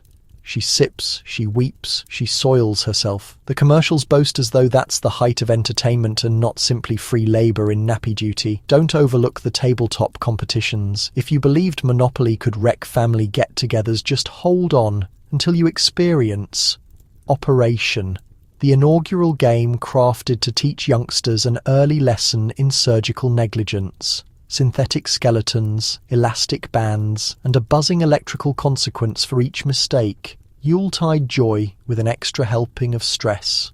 You, always the conscientious grown-up, lean toward the learning department. There sit magnifying instruments, space projectiles, and volumes packed with terms like investigation and advancement. You fantasize briefly of a residence where youngsters peacefully assemble miniature spans, work through problems, and speak words like appreciation, parent, for encouraging my cognitive growth.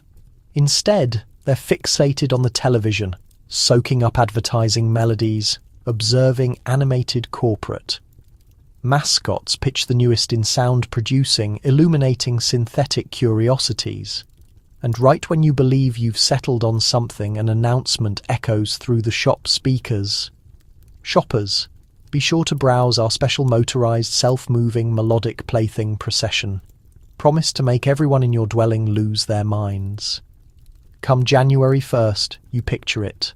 A locomotive, a marching ensemble, a canine that yaps festive tunes, all in magnificent, unbreakable synthetic material. Fighting back is pointless. In the end, you cave. You purchase the mechanical figure, the vehicle, the toy baby, and the educational set.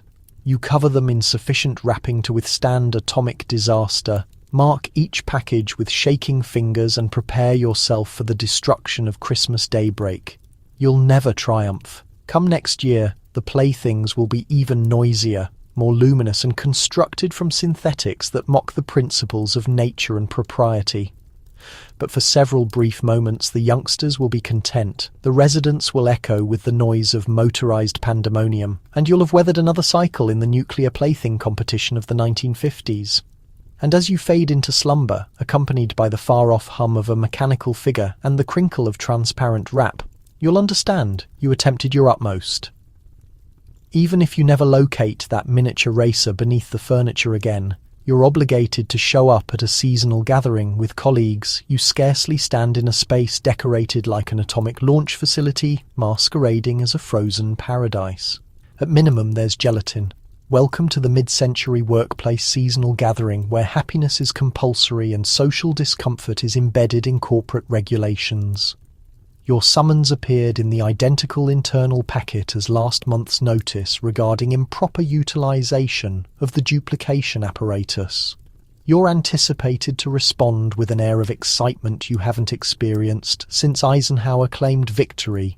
The embellishments are quite a spectacle. Frozen droplet streamers suspend from the overhead panels secured by pins and optimism. Harsh lighting blinks above, washing the space in a decidedly cheerless yellow-green radiance. Someone has tried to fashion a frozen figure from cotton puffs and reproduction material, but it resembles more an experimental model for toxic combat. You tally no fewer than 6 mismatched power strips winding under the collapsible surfaces, and you think about noting it for the safety inspector. If only you recalled his identity. The cuisine is traditional 1950s communal fare, trays of seasoned eggs perspiring softly next to stacks of preserved tropical fruit chunks, containers of pale candies, and naturally the required jello mixture. This particular version holds, for motives understood solely by whoever made it, julienned root vegetables and what seems to be tiny soft confections. There are bite-sized sausages stabbed with decorative sticks, and an enormous round of dairy product glistening under the observation of the financial staff. In the alcove, a beverage container radiates oddly, the shade of motor coolant. The brew is scorched and the breakfast pastry is predominantly spice and workplace disappointment. You wander through the space gripping a modest dish, creating awkward, limited conversation with Carol from personnel, who is intent on relaying the tale of her feline's oral procedure. The supervisor is present in a crimson necktie and an expression that implies he's merely somewhat less anxious than you feel. The division assistant, whom everyone believes actually operates the business from behind the scenes, controls the audio, weak seasonal melodies broadcast from a mobile phonograph balanced on a pile of yearly summaries, and then the parasitic plant fastened to the doorway in a frantic effort to encourage fellowship or perhaps generate future personnel documentation. It dangles like an uncomfortable spectre above each salutation. You rapidly determine the most secure path to the refreshment area that circumvents the perilous zone of obligatory seasonal affection. Without fail, someone proposes an activity. It's invariably something intended to strengthen spirits, like anonymous gift exchange or mimicry games. You hope desperately you won't need to act out Rudolph the Red-Nosed Reindeer before the area supervisor. Anonymous gift exchange is treacherous territory. Will your $1.49 drinking vessel be viewed as considerate or subtly hostile? And who delivered the present enclosed in newsprint and workplace adhesive? Revelation. It's your manager and its foot coverings. There's the yearly address. The supervisor taps silverware against glassware, delivers an encouragement speech about the genuine essence of collaboration, and acknowledges everyone for their unprecedented commitment to the Benson contract. There are courteous chuckles and one valiant burst of hand-clapping. Someone proposes a salute with beverage that may or may not include genuine produce. If fortune smiles, there's a prize drawing. If fortune really smiles, you'll claim the remaining preserved cake or a collection of personalized writing implements. Someone adulterates the beverage. The marketing division performs discordantly, and somewhere a neglected gelatin creation starts to liquefy into a vibrant pool of shattered promises. Ultimately, you retrieve your outerwear, mark the participation record so personnel documentation confirms you engaged in workplace tradition, and execute your departure. Beyond, the frozen atmosphere is biting, but you're liberated. The harsh lighting is in your wake and the gelatin will never pursue you to your residence. At minimum, not until the following year. You made it through. You socialized. You tolerated parasitic plants, preserved meat, and obligatory fellowship in 1950s business America. That's essentially an advancement. The surface strains beneath a heap of sustenance, portions of which are still moving. There's invariably a baked dish with components nobody can identify, and no fewer than one pastry that could serve as construction substance. Let's start with the featured attraction, the large bird. It rests at the middle of the surface, amber and shimmering, the outcome of 7 periods of moistening, turning, and progressively desperate supplication. The slicing instrument is refined to medical exactness, prepared for its yearly demonstration. As the initial portion is removed, there's shared respite. The fowl is genuinely prepared this time around. The household canine having been banished from the food preparation area, stares upward from beneath the surface with the optimistic concentration of someone petitioning for clemency. But the large bird is merely the initial presentation. Surrounding it is a collection of baked dishes, each one more enigmatic than the previous. There's the traditional verdant legume casserole, crowned with sufficient crispy alliums to soak up a small petroleum accident. The seasonal mystery casserole, arranged in a container more ancient than your existence, challenges you to identify its ingredients. Word has it there are pulverized tuber crisps, condensed broth, and conceivably a remnant of the previous year's festive pork. Somewhere in the combination is a preparation that contradicts physics, reasoning, and potentially international agreements. A glimmering bright tangerine gelatin formation trembling with suspended canned fruit mixture and a disturbing confidence about the capabilities of gelling agent. Your relative displays her trademark mixture, a creation of diminutive marshmallows, preserved tropical fruit, grated orange vegetables, and merely a hint of creamy dressing, which you're informed is what renders it distinctive. You attempt to appear appreciative as it's deposited onto your dish, fighting the impulse to initiate a bartering arrangement with your relative for a more substantial portion of baked grain. Regarding baked grain, there's invariably a pile of small rounded breads, warm from the cooking box, steamed into compliance and swiftly covered in a layer of churned dairy fat. They're the international mediators of the seasonal feast, valuable for absorbing sauce, defending palate receptors from trial accompaniments, and convincing young ones to consume their plant matter. Crushed tubers materialize in a distribution vessel the dimensions of a compact bathing container, finished with a film of churned fat so glossy you can observe your worried image. The sauce, distributed from a vessel designed like a large bird, possesses its own existence, spreading into each section of your dish with a focus that's simultaneously remarkable and somewhat concerning. For plant matter, there are small green spheres, invariably somewhat overcooked, prepared as custom requires, and potentially a root vegetable foam, challenging you to learn precisely how many hen products it requires to make a below-ground plant bounce. And then sweet courses. The surface displays a procession of pastries, each one with an outer layer tough enough to endure a validation atomic examination. There's squash, nut, fruit, and that one pastry containing a radiating verdant pudding sauce uncertain, potentially obtained through secret methods during the orbital competition. Someone invariably delivers preserved fruit loaf, which remains untouched aside from the courageous, or the obligation-burdened, who slice off a courteous fragment and dedicate the remainder of the night discreetly masticating. The feast itself is a stamina competition. Dishes are loaded, cleared, and loaded once more.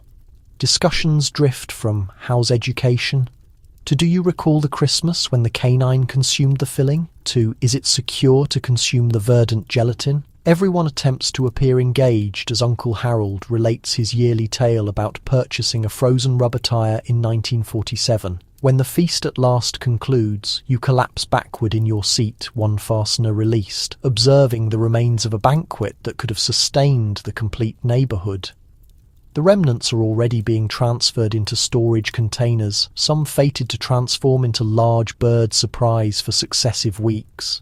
As you examine the surface, partially conflict zone, partially creative display, you comprehend that Christmas feast is less concerned with what's consumed and more focused on who's present to consume it.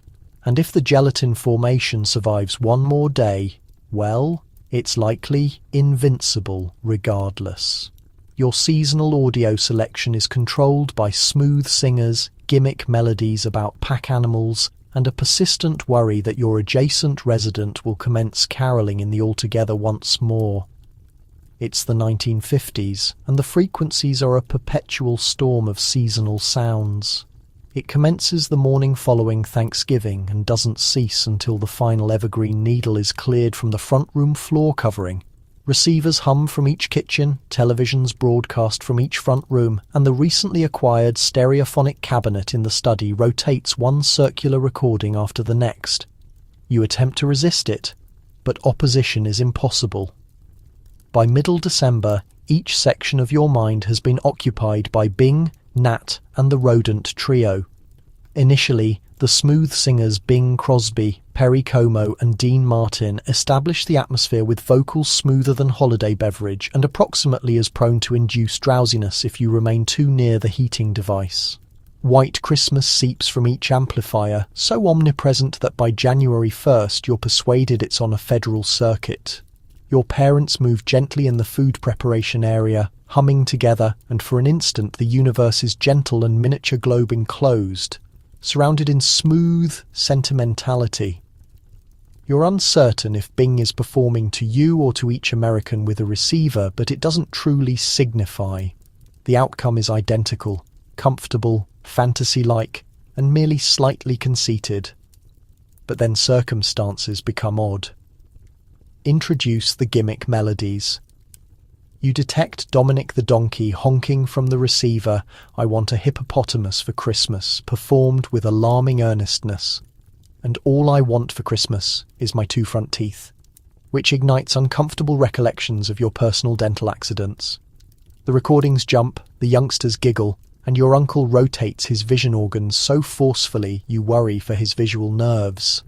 Somewhere, a remote family member warns to retrieve his squeeze box for an unplanned rendition of Grandma Got Run Over by a Reindeer. You beg the climate shifts before that occurs. Naturally, the genuine, unpredictable element is your adjacent resident, Mr. Kessler. Each December, he insists, singing carols is his community obligation. Previous year, he wore a winter hat, a set of rubber boots, and, notoriously, absolutely nothing additional. At minimum according to local folklore. He visited each dwelling on the street, projecting out jingle bells in a tone not discovered in the natural world. Youngsters were shocked, grown-ups traded anxious looks, and the community publication momentarily contemplated an investigation on festive happiness and the deterioration of communal respectability. In the meantime, your personal household endeavours to construct the ideal Christmas audio collection. The recording pile is a preservation of each musical tendency the 1950s can present. Vocal ensembles performing as though redemption relies on it. Jazz ensembles that insert jingle bells into each performance, and that one recording of Silent Night that inexplicably jumps each occasion you reach the 3rd section. Nobody understands the reason, but it's custom to feign ignorance. Ultimately, the stereophonic collapses under the pressure, and you assemble around the television as an alternative. Seasonal programs showcase performers in garish knit tops, synchronizing their mouths for survival, and everyone behaves like rocking around the Christmas tree is a transcendent moment. For the conclusion, the performers vocalize Auld Lang Syne with all the genuineness a studio crowd and a beverage container full of carbonated ale can generate. By the moment the final recording is stored and the final carol has been performed or bellowed or warbled, depending on Mr. Kessler's disposition, you're remaining in a mild fog. The residence is silent. The atmosphere carries faintly of evergreen and circular recordings, and you comprehend that underneath the strata of sentimentality, the absurdity and musical disorder, you wouldn't desire it any other manner. As you settle in for the darkness, the reverberations of Bing and honking pack animals merge together. You fade away, understanding tomorrow will deliver another refrain, another movement in the food preparation area, and optimistically, another year before Mr. Kessler's unclothed caroling executes its festive comeback. Half of America is on the roadway. You're confined in a family wagon with family members, insulated containers of brew, and a receiver that exclusively plays Jingle Bell Rock on repetition. Let's establish the scenario. It's a cool December daybreak, and your seasonal expedition commences at dawn's earliest light. You crowd into the household wagon, a terrestrial vessel in polished dual shade, finish with a rear bench spacious enough to misplace a young child for the majority of the journey. There's baggage secured to the summit, covers in the rear, and an increasing sensation of anxiety as you comprehend precisely how distant grandmother's residence truly is. The vehicle is an enclosed environment of seasonal disorder. The youngsters are already quarrelling over who receives the transparent panel seat and who must occupy the elevation. Someone will unavoidably have their lower limbs in the incorrect location. A travel bag will overturn, and the canine, who was assured a brief journey, is now stretched across 3 knees, exhaling warm respiration into the approximate area of your provisions. The scent is a refined combination of mint extract, damp fabric, and the subtle trace of processed meat sandwiches assembled hours before anyone was genuinely famished. Your parents settle down in advance, with father clutching the control mechanism in pale joint-locked resolve, and mother reading aloud instructions from a chart the dimension of a sleeping cover. "We'll follow the picturesque path," father declares, which is translation for "we'll be impossibly disoriented." By the initial rest location, the insulated container of brew is transferred forward and backward, each swallow becoming more frigid and more frantic. If anyone requires to utilize the facilities, it's invariably at the precise instant you're encircled by nothing except open roadway and indicators for the subsequent refueling location 85 miles forward. The audio accompaniment for this expedition is, naturally, Jingle Bell Rock. It broadcasts on a perpetual circuit, interrupted solely by explosions of interference, advertisements for pre-owned vehicles, and the periodic eruption of "Are we there yet?" from the rear bench. At some moment, everyone participates, partially from monotony, and partially because opposition is impossible. Your parents attempt to initiate dialogue who can identify the most seasonal advertisements, but it unavoidably transforms into an intense competition of sibling undermining. Beyond the transparent panel, the American landscape passes by in a streak of frozen pastures, advertisements for preserved fruit loaf, and the sporadic residents decorated with sufficient illumination to be observed from minimal Earth trajectory. Each modest municipality asserts to possess the planet's most massive Santa, the planet's finest warm chocolate, or, puzzlingly, the planet's sole living caribou. You implore your parents to halt at each roadside curiosity. Occasionally, miraculously, they consent. You extend your lower limbs, consume a questionably aged sugar stick, and capture a picture adjacent to a wooden panel frozen figure with colouring so diminished it could qualify as an apparition. Returning to the vehicle, emotions ascend and descend with the warmth of the heating apparatus, which functions solely in dual settings, polar explosion or equatorial tempest. Grandmother's residence approaches nearer. The final period is an epic of snack fragments, distributed cocoa, and half-hearted efforts at vehicle activities. The nearer you arrive, the more everyone begins to practice their optimal conduct expressions. At minimum, until the unavoidable quarrelling over who receives the initial portion of pastry. At final, you rotate down the frozen street, the entrance illumination radiating like a signal of civilization. The family wagon exhales to a halt. Everyone stumbles out, squinting in the freezing air and gripping presents like survivors of an Arctic expedition. Grandma waits at the entrance, arms stretched wide and kitchen gloves already on, as though she's been posted there since the previous December. Inside, the pandemonium picks up where it left off. Additional relatives, extra dishes, escalating volume. Yet for one fleeting, tranquil instant, you're united, protected and cosy. And even Jingle Bell Rock feels like the ideal homecoming soundtrack. Abruptly, generosity becomes a national competition. Americans uncover the thrill of having plenty and simultaneously the panic of depleting adhesive tape at midnight on Christmas Eve. It's the 1950s, and affluence is the standard expectation. Assembly lines buzz, retail displays burst with merchandise, and the American aspiration arrives directly at your doorstep by the amiable neighbourhood postal worker who, truthfully, is merely attempting to endure another cycle of mail-order catalogues and preserved fruit loaf shipments. Households who survived the hardships of economic collapse and global conflict now discover themselves in an environment overflowing with possessions. Contraptions, devices, playthings, and household machines occupy every available space, each guaranteeing to simplify your existence, enhance your contentment, and boost your sparkle quotient by roughly 30%. Present exchanging isn't merely a domestic custom, it's a cutthroat competition.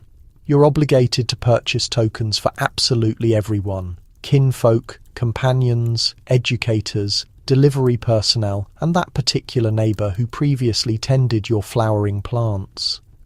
The expectations intensify. You examine retail displays like an academic researcher, verifying desire inventories, confronting the masses and fighting your path through mountains of decorative strips just to locate something meaningful. Abruptly, every encounter seems like an occasion for calculated kindness. You distribute holiday greetings like a gambler dealing cards, uncertain which action might earn you that coveted designation of most considerate. Charitable giving, similarly, receives the 20th century transformation. Donation containers rattle at every shop entrance, and regional broadcast personalities encourage audiences to contribute jackets, preserved foods, and loose coins for missions both local and distant. You drop your spare change into the charity organisation bucket, acknowledging the bell operator, and instantly feel unburdened and virtuous, at least until you recall you still haven't purchased something for your distant relative's pet. Back home, the atmosphere is celebratory and somewhat hectic. Decorative paper soars through the air. There are ribbons attached to the feline, adhesive tape embedded in the flooring, and no fewer than 3 cutting implements that vanish every few minutes. If fortune favours you, you remembered to stock extra tape. Otherwise, you'll discover yourself at the pharmacy at 11:59 on Christmas Eve, pleading with the employee for a solitary role, as though your entire seasonal enthusiasm depends on it. Which, naturally, it absolutely does. With affluence arrives abundance, and with abundance arrives the impulse to distribute. You dispatch baked goods to the educational institution, produce arrangements to the workplace, and seasonal correspondence to everyone in your contact registry. Children's desire inventories expand continuously, powered by glossy catalogue illustrations and broadcast advertisements featuring wide-gazed youngsters clutching playthings that appear designed by aerospace engineers. You experience brief concern about whether the authentic significance of Christmas is disappearing. However, then you recollect how satisfying it feels to witness a child's expression illuminate, even if it's merely for a fresh pair of footwear. There's a cadence to the benevolence, a choreography of giving and accepting. Remote family members dispatch packages containing handcrafted scarves, enigmatic preserves, and the occasional article you can't precisely identify but feel compelled to exhibit somewhere in the front room. Workplace gatherings become swaps of containers, date trackers, and decorative writing instruments, each token a demonstration to the sacred 1950s craft of considerate yet not excessively intimate. Even the television participates in the activity with seasonal programming and advertisements that remind you repeatedly that satisfaction is discovered in giving and additionally in celebrating with the appropriate brand of instant chocolate beverage. By Christmas dawn, the front room resembles a snowstorm of shredded decorative paper and joyful pandemonium. The tokens themselves are incidental to the sensation, one of prosperity, of stability, of being encircled by individuals and possessions you cherish, even if you still don't know who dispatched the fluorescent pink kitchen gloves. As the celebration concludes and you silently pledge to stock more tape next season, you comprehend the genuine token is not the abundance itself, but the custom of distributing it. In post-war America, benevolence isn't merely a characteristic, it's a commemoration, a competition, and the hidden component in every unforgettable Christmas. America determines Christmas is too valuable to contain domestically. Through cinema, broadcast, and the occasional international exhibition, the celebration receives a worldwide transformation, complete with artificial precipitation in equatorial nations. Let's establish the context. It's 1958, and the United States has recently discovered its paramount export isn't automobiles, grain, or popular music. It's Christmas. In a planet rapidly contracting thanks to aviation, radio transmission, and the recently developed enchantment of television, America's Christmas, a luminous, flashing, decorative, strip-adorned spectacle is simply waiting to be released upon the unprepared globe. At the International Exhibition, there's a Christmas display so radiant it necessitates protective eyewear. Even under shelter, officials and visitors meander through a constructed paradise of metal trees, robotic helpers, and a mechanical Santa who expresses seasonal greetings in 7 tongues, only 3 of which are precise. Massive artificial precipitation machines thunder into operation, coating the tropical trees outside with a coating of optimistic frost, while indigenous children who have never witnessed a frozen crystal try to construct snow figures that instantly disintegrate in the equatorial warmth. Hollywood labors diligently behind the curtain, distributing Christmas through the motion picture medium. Films portray households with radiant windows, abundant heaps of tokens, and emotional gatherings set to symphonic crescendos. The remaining planet observes, mesmerized and somewhat bewildered. In France, youngsters begin requesting stocking editions. In Australia, somebody composes a melody called White Christmas Down Under, which primarily involves crocodiles in Santa headwear and synthetic icicles liquefying by midday. Television assumes the responsibility, transmitting American seasonal programming across territories. Abruptly, German households are assembling around the television to observe Rudolph's luminous proboscis rescue the situation. In Japan, retail establishments compete to construct the largest, most complex window presentations. Santa is reconceived with a traditional sword, and Frosty the Snowman becomes an unexpected Japanese pop phenomenon. In Brazil, the Christmas presentation now features a dancing Santa in abbreviated trousers and protective eyewear, distributing decorative strips like confetti at festival. Even the promotional apparatus mobilizes. Coca-Cola broadcasts advertisements from Helsinki to Hong Kong, reminding the planet that Santa's selected beverage is not dairy but a refreshing carbonated drink. American corporations distribute their premium synthetic trees, battery-operated nativity displays and 6-foot inflatable reindeer to every territory that will accept them. Somewhere in Rome, a Vatican official exhales as he passes a retail Santa, informing youngsters to behave for virtue's purpose in English with a Brooklyn inflection. Not every custom translates seamlessly. Preserved fruit loaf inspires international bewilderment. Egg beverage is approached with hesitation and, in certain territories, outright distrust. However, the essence is contagious. By the 1960s, it's challenging to locate a location untouched by America's Christmas. If not the frozen precipitation, then at minimum the advertisements, the melodies, and the concept that the celebrations are optimally experienced with as much flashing, buzzing, and decorative paper as achievable. For numerous people, the internationalized Christmas is an occasion to incorporate fresh customs to the established. English celebration crackers now occupy table area beside cranberry condiment. In India, paper illuminations radiate beside artificial mistletoe. Somewhere in Egypt, a household attempts a Christmas roast while the adjacent residents wonder if the metal tree in the window can receive Radio Luxembourg. Naturally, there are doubters. Some claim it's merely American capitalism disguised in decorative strips and melodies. However, even they can't resist acknowledging. When the illuminations activate, the carolers commence, and the aroma of something sweet and potentially over-manufactured drifts from the kitchen.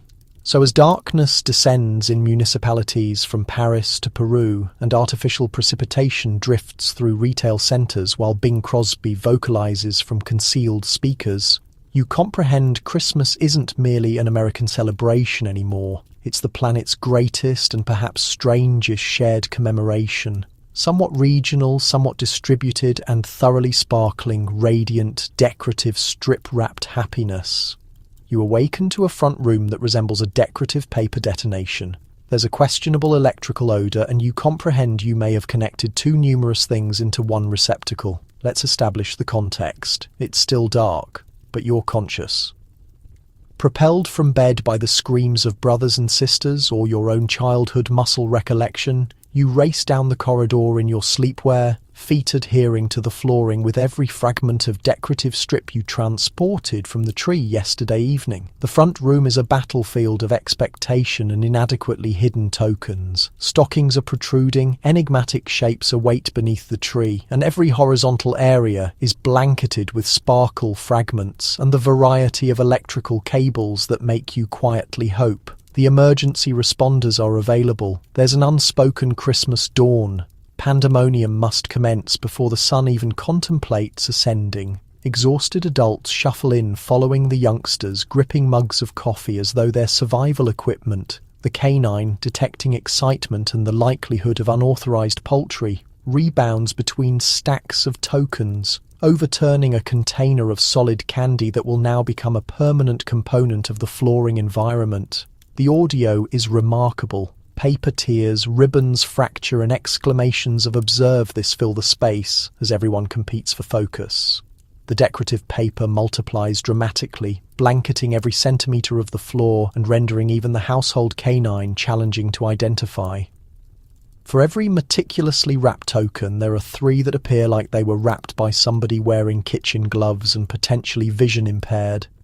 The tokens themselves are a demonstration of 1950s technological optimism and questionable safety protocols. Toy locomotives circle around the tree, producing sparks with every rotation. Racing cars, automatons, and dolls with mechanical voices spring to existence, occasionally all simultaneously. The aroma of ozone isn't merely poetic. It's an actual consequence of operating 4 fresh electric playthings off a solitary overloaded receptacle, all under the observant presence of your aluminum Christmas tree. You're not solitary in your electrical apprehensions. Dad is crouching behind the television, disentangling a spider's web of cables while grumbling about triggering a circuit failure. Somebody's fresh science collection includes actual cables and bulbs, prompting Mum to begin reciting the emergency evacuation procedure just in preparation. Meanwhile, the feline is systematically swatting every fresh ornament under the furniture where they will be discovered in July. Breakfast materializes in the configuration of cinnamon pastries, citrus fruits from the bottom of stockings, and the wandering marshmallow that's been fused to the heating unit since yesterday evening. You consume on the furniture, encircled by the remains of unwrapped aspirations and sufficient cardboard to construct a modest extension on the residence. The telephone rings. It's Grandma contacting to verify if you appreciated the footwear she dispatched. She'll detect if you're fabricating. The dialogue is disrupted by the piercing whine of a toy alarm and the impact of somebody testing the resilience of a fresh fire truck on the partition. In the background, the radio transitions to Jingle Bell Rock for the 47th occasion, and Dad reminds everyone not to step on the train pathway if they treasure their digits. As the dawn settles into a variety of joyful fatigue, you sit amongst the wreckage. The tokens are unwrapped, the stockings are depleted, and the only thing remaining in the front room is a mountain of decorative paper and a suspiciously warm power connector. There's a sensation of gratification, achievement, and mild apprehension as you examine the receptacles and wonder if you'll need to reset the electrical panel before midday meal. However, for now, all is satisfactory. The tree radiates, the coffee is still heated, and everyone is enveloped in the content humming aftermath of Christmas dawn. You survived another cycle, and if the residence is still intact, that's merely a benefit. The tree is dropping needles, the illuminations are tangled. The only thing remaining in the refrigerator is half a preserved fruit loaf and a sensation of remorse. Congratulations, you've survived. January in 1950s, America is the dawn after the planet's longest celebration. The decorative paper avalanche has been cleared from the front room floor, but there are still enigmatic sparkle patches on the canine and a rebellious ribbon attached to the ceiling. The residence, once animated with the cheerful buzz of toy locomotives and electric melodies, now sits in a stunned quietness, interrupted only by the occasional impact of a desiccated pine needle dropping onto the flooring. You tiptoe into the front room, stepping over a destroyed synthetic reindeer and what may or may not be a fragment of the poultry's wishbone. The aluminum tree, once the focal point of your 20th century cosmos, is now sagging slightly, its branches losing their brilliance, its colour mechanism abandoned in a tangle of extension cables. Genuine trees are even more problematic, desiccated, fragile, and depositing trails of needles so sharp they could be utilised in an evacuation scheme. Each step is an adventure in discomfort management as you comprehend that footwear are no competition for the forest of prickly remnants scattered across the floor. Storing the decorations becomes a negotiation with destiny. You commit yourself you'll be systematic this cycle. Every strand of illuminations will be meticulously wound, every ornament packaged with the attention of an archaeologist revealing lost treasures. Instead, the illuminations disintegrate into a Gordian tangle. The decorative strips entangle into a metallic tumbleweed, and at minimum one glass ornament fractures in your grasp, coating you with the sparkling judgment of Christmases previous. The nativity display is absent a wise man again, and you're reasonably certain the infant Jesus is travelling in the Barbie automobile with a synthetic Santa. You exhale, sweep it all into a container labelled Miscellaneous Christmas Good Fortune, and commit to organise it next December. The refrigerator, once overflowing with casseroles and desserts, is now a frigid cemetery. The ham is absent, the potatoes have solidified into a geological structure, and all that remains is the preserved fruit loaf, impervious to duration and apparently resistant to human attraction. You prod it merely to verify if it's still consumable. It is, but only in the technical definition.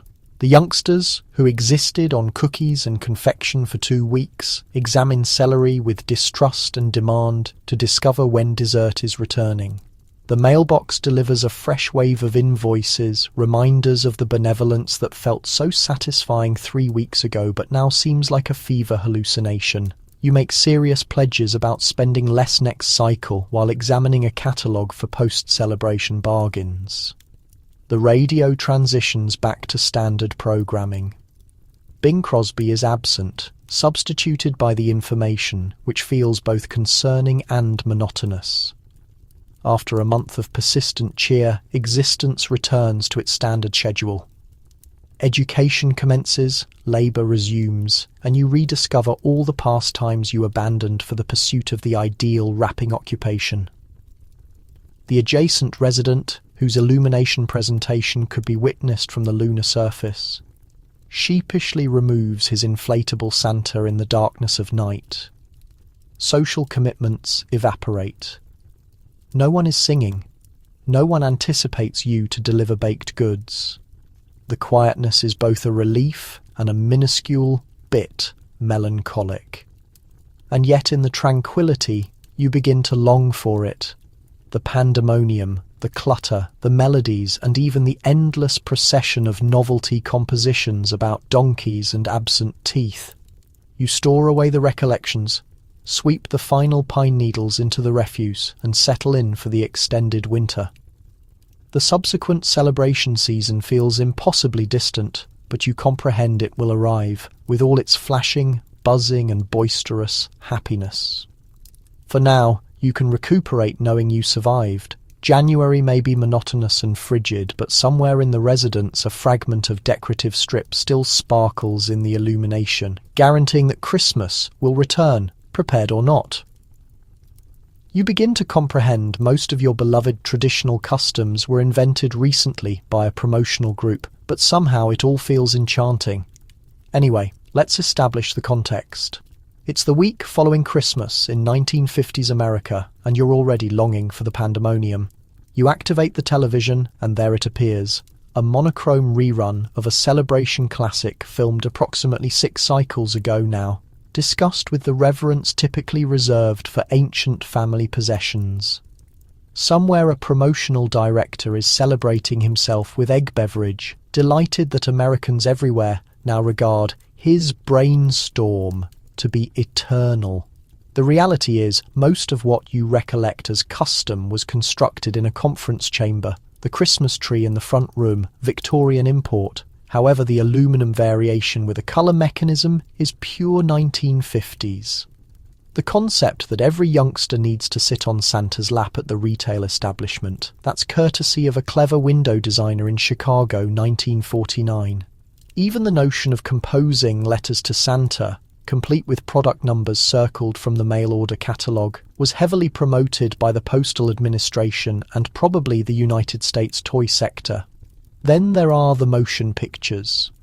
They feel like they've always existed there, but they're barely mature enough to recollect their own dialogue.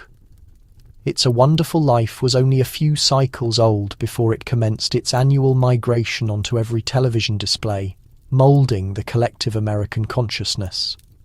The stop-motion Rudolph is a fresh invention, but it's already achieved the designation of folklore, cementing in your mind that reindeer not only saw but additionally vocalize and experience workplace bias. You discover yourself becoming sentimental about compositions that didn't exist when your parents were youngsters.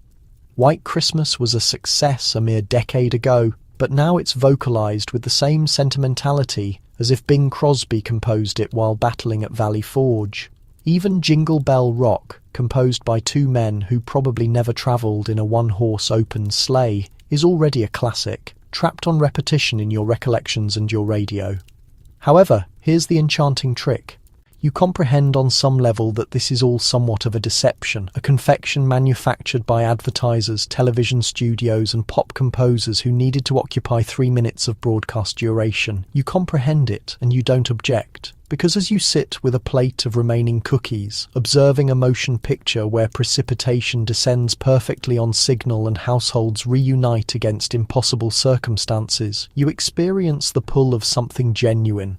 Perhaps it's merely clever editing and a small amount of artificial precipitation, but it functions. The sentimentality activates even for things you never actually experienced. It's the emergence of the favourable old times. Only no one precisely recollects when those times were supposed to occur.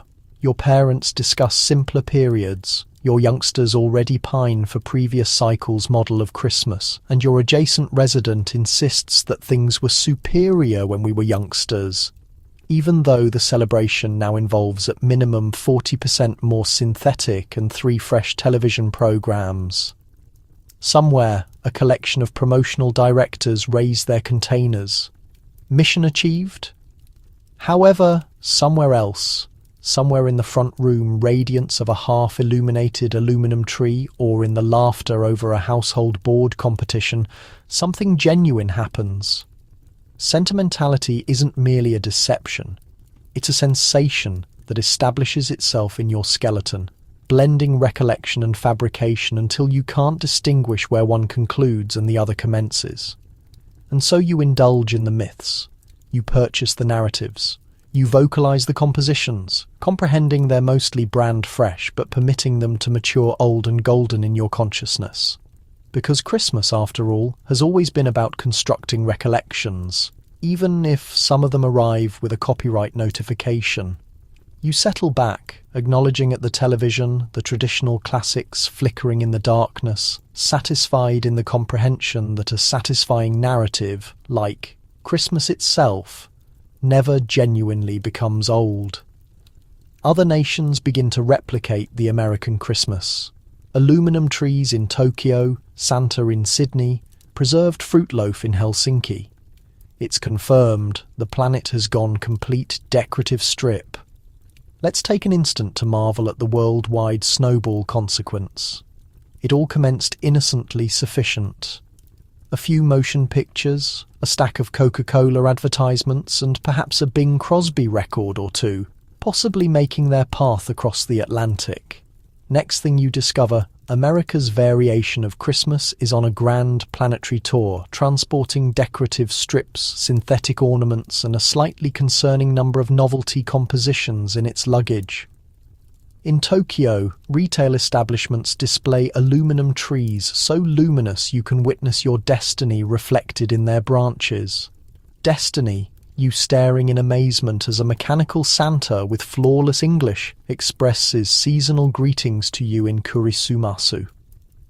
Window presentations boast snow figures wearing protective eyewear and penguins that vocalize jingle bells in Japanese. The youngsters aren't certain what's transpiring, but they comprehend one thing. It appears expensive, and it probably arrives with a gift-wrapped automaton. Over in Sydney, Christmas descends during the peak of summer.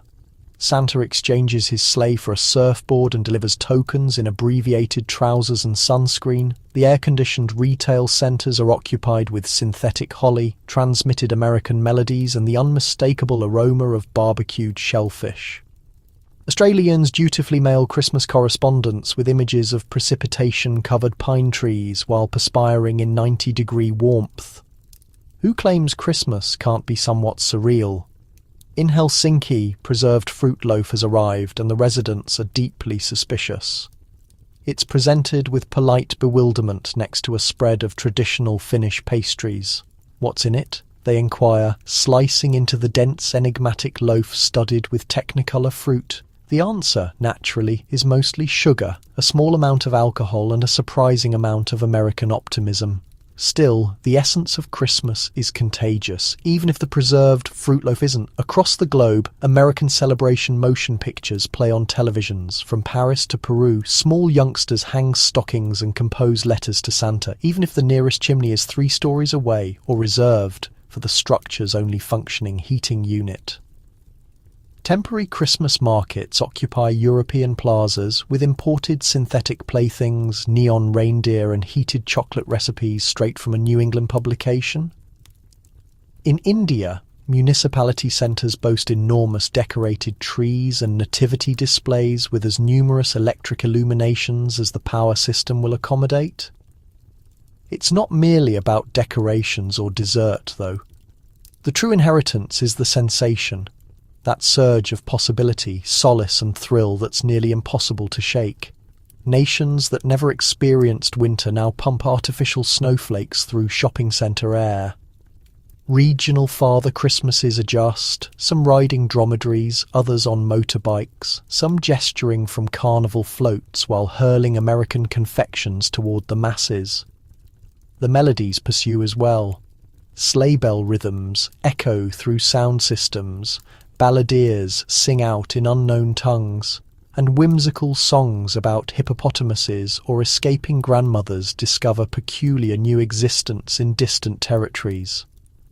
Naturally, the glitter tsunami has its detractors.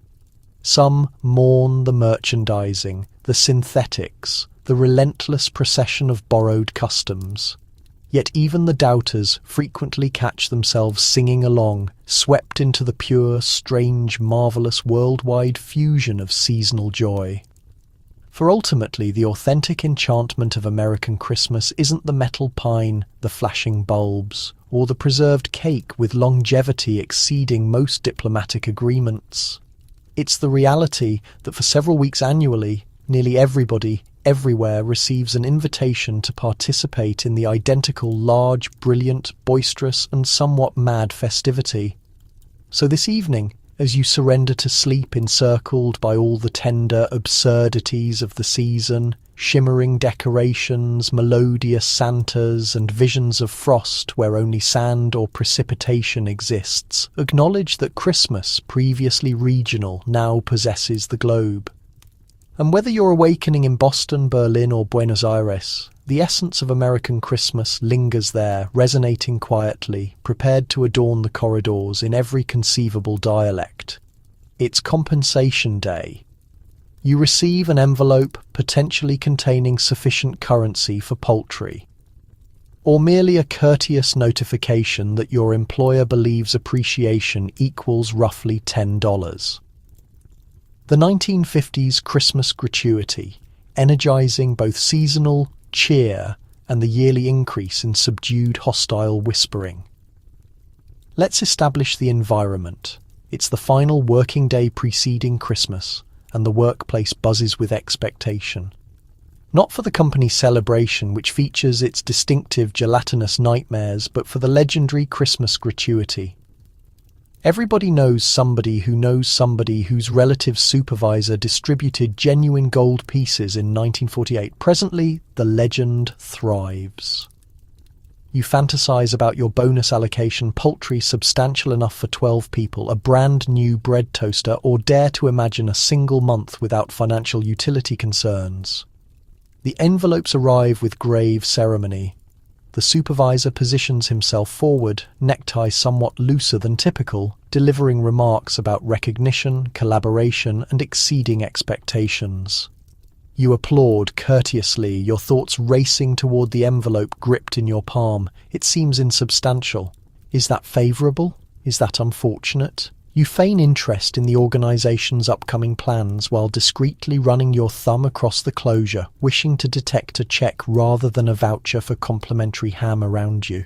The ceremony proceeds. Some individuals attempt surreptitious observation, separating the edge sufficiently to glimpse without obvious detection. Others postpone until they've reached their workstations or preferably their vehicles to determine whether Christmas will include an additional dessert or an additional journey. Journey to the bargain bakery. There's an implicit protocol, no public comparison, but abundant strategic expressions of generosity. And naturally, it's the sentiment that matters. Expressed with a grin rigid enough to fracture peppermint candy for the fortunate minority, it's unexpected wealth. A fresh note or two, adequate to manage a pleasant meal and several stocking additions. For others, it's equivalent to exercise restraint, a notification that while your contributions may be invaluable, your hours are evidently worth the expense of a seasonal fruitcake. Some years, the gratuity is a purchase certificate to a neighbourhood retailer, sufficiently specific to create inconvenience but inadequate to obtain what you genuinely desire. The genuine bonus is the narrative you recount annually afterward. Then exist the more imaginative gratuities. A frozen turkey transferred like a fairground prize, still partially frozen and beginning to perspire in its brown paper container. A seasonal cup decorated with the corporate emblem, a functional gift and subtle notification of who actually financed the beverage. One year, somebody receives a wall calendar featuring motivational quotations from leadership, which will occupy the break area until March. Regardless of the abundance or absence, the Christmas gratuity becomes a discussion initiator, a fountain of perpetual conjecture, and the foundation for that year's premier workplace rumours. Did the marketing division receive more? Was that merely speculation about the supervisor's assistant receiving a new garment? You observe, you sympathise, you append it to the expanding catalogue of seasonal customs that exist somewhere between optimistic and amusing. You secure the envelope in your jacket, computing what it purchases and what it doesn't. There's a twinge of dissatisfaction, certainly, but also a modest spark of thankfulness. Because a gratuity, however minimal, remains a narrative, a symbol and a minute glimmer of goodwill. And perhaps, just perhaps, it'll manage the final adhesive tape roll you neglected to purchase for Christmas dawn. As you depart employment, you exchange a knowing expression with your colleagues. You endured another year, another address, another envelope. The Christmas gratuity is never precisely what you imagined, but in authentic 1950s manner, you transform it into amusement, perseverance, and, if fortunate, poultry that accommodates the oven. This year, nothing expresses affection like being compelled to remain perfectly motionless in identical wool sweaters, squinting into the planet's most intense flashbulb, while your father threatens to reverse this Christmas around. Your compensation? A seasonal card that will torment subsequent generations. It's family photograph day, the overlooked ordeal of the seasonal period. The day commences with an announcement from your mother. We're capturing the photograph immediately following breakfast, so nobody gets soiled. This, naturally, is deception. By the moment you've completed the morning's initial cup of chocolate, at least one youngster is wearing preserves. The infant has adorned himself with garland, and Dad is already grumbling about requiring just one acceptable shot for the card. The sweaters are uncomfortable, inherited garments from Christmas's history or retailer discoveries that seem to have been constructed from steel fibre and unresolved family stress. There's perpetually a discussion, stripes or caribou, Santa or snowflakes, traditional red or the fluorescent green that renders everyone appearing somewhat nauseous. Eventually, Mum prevails and everyone surfaces in matching outfits that convert the family into a living, breathing candy cane.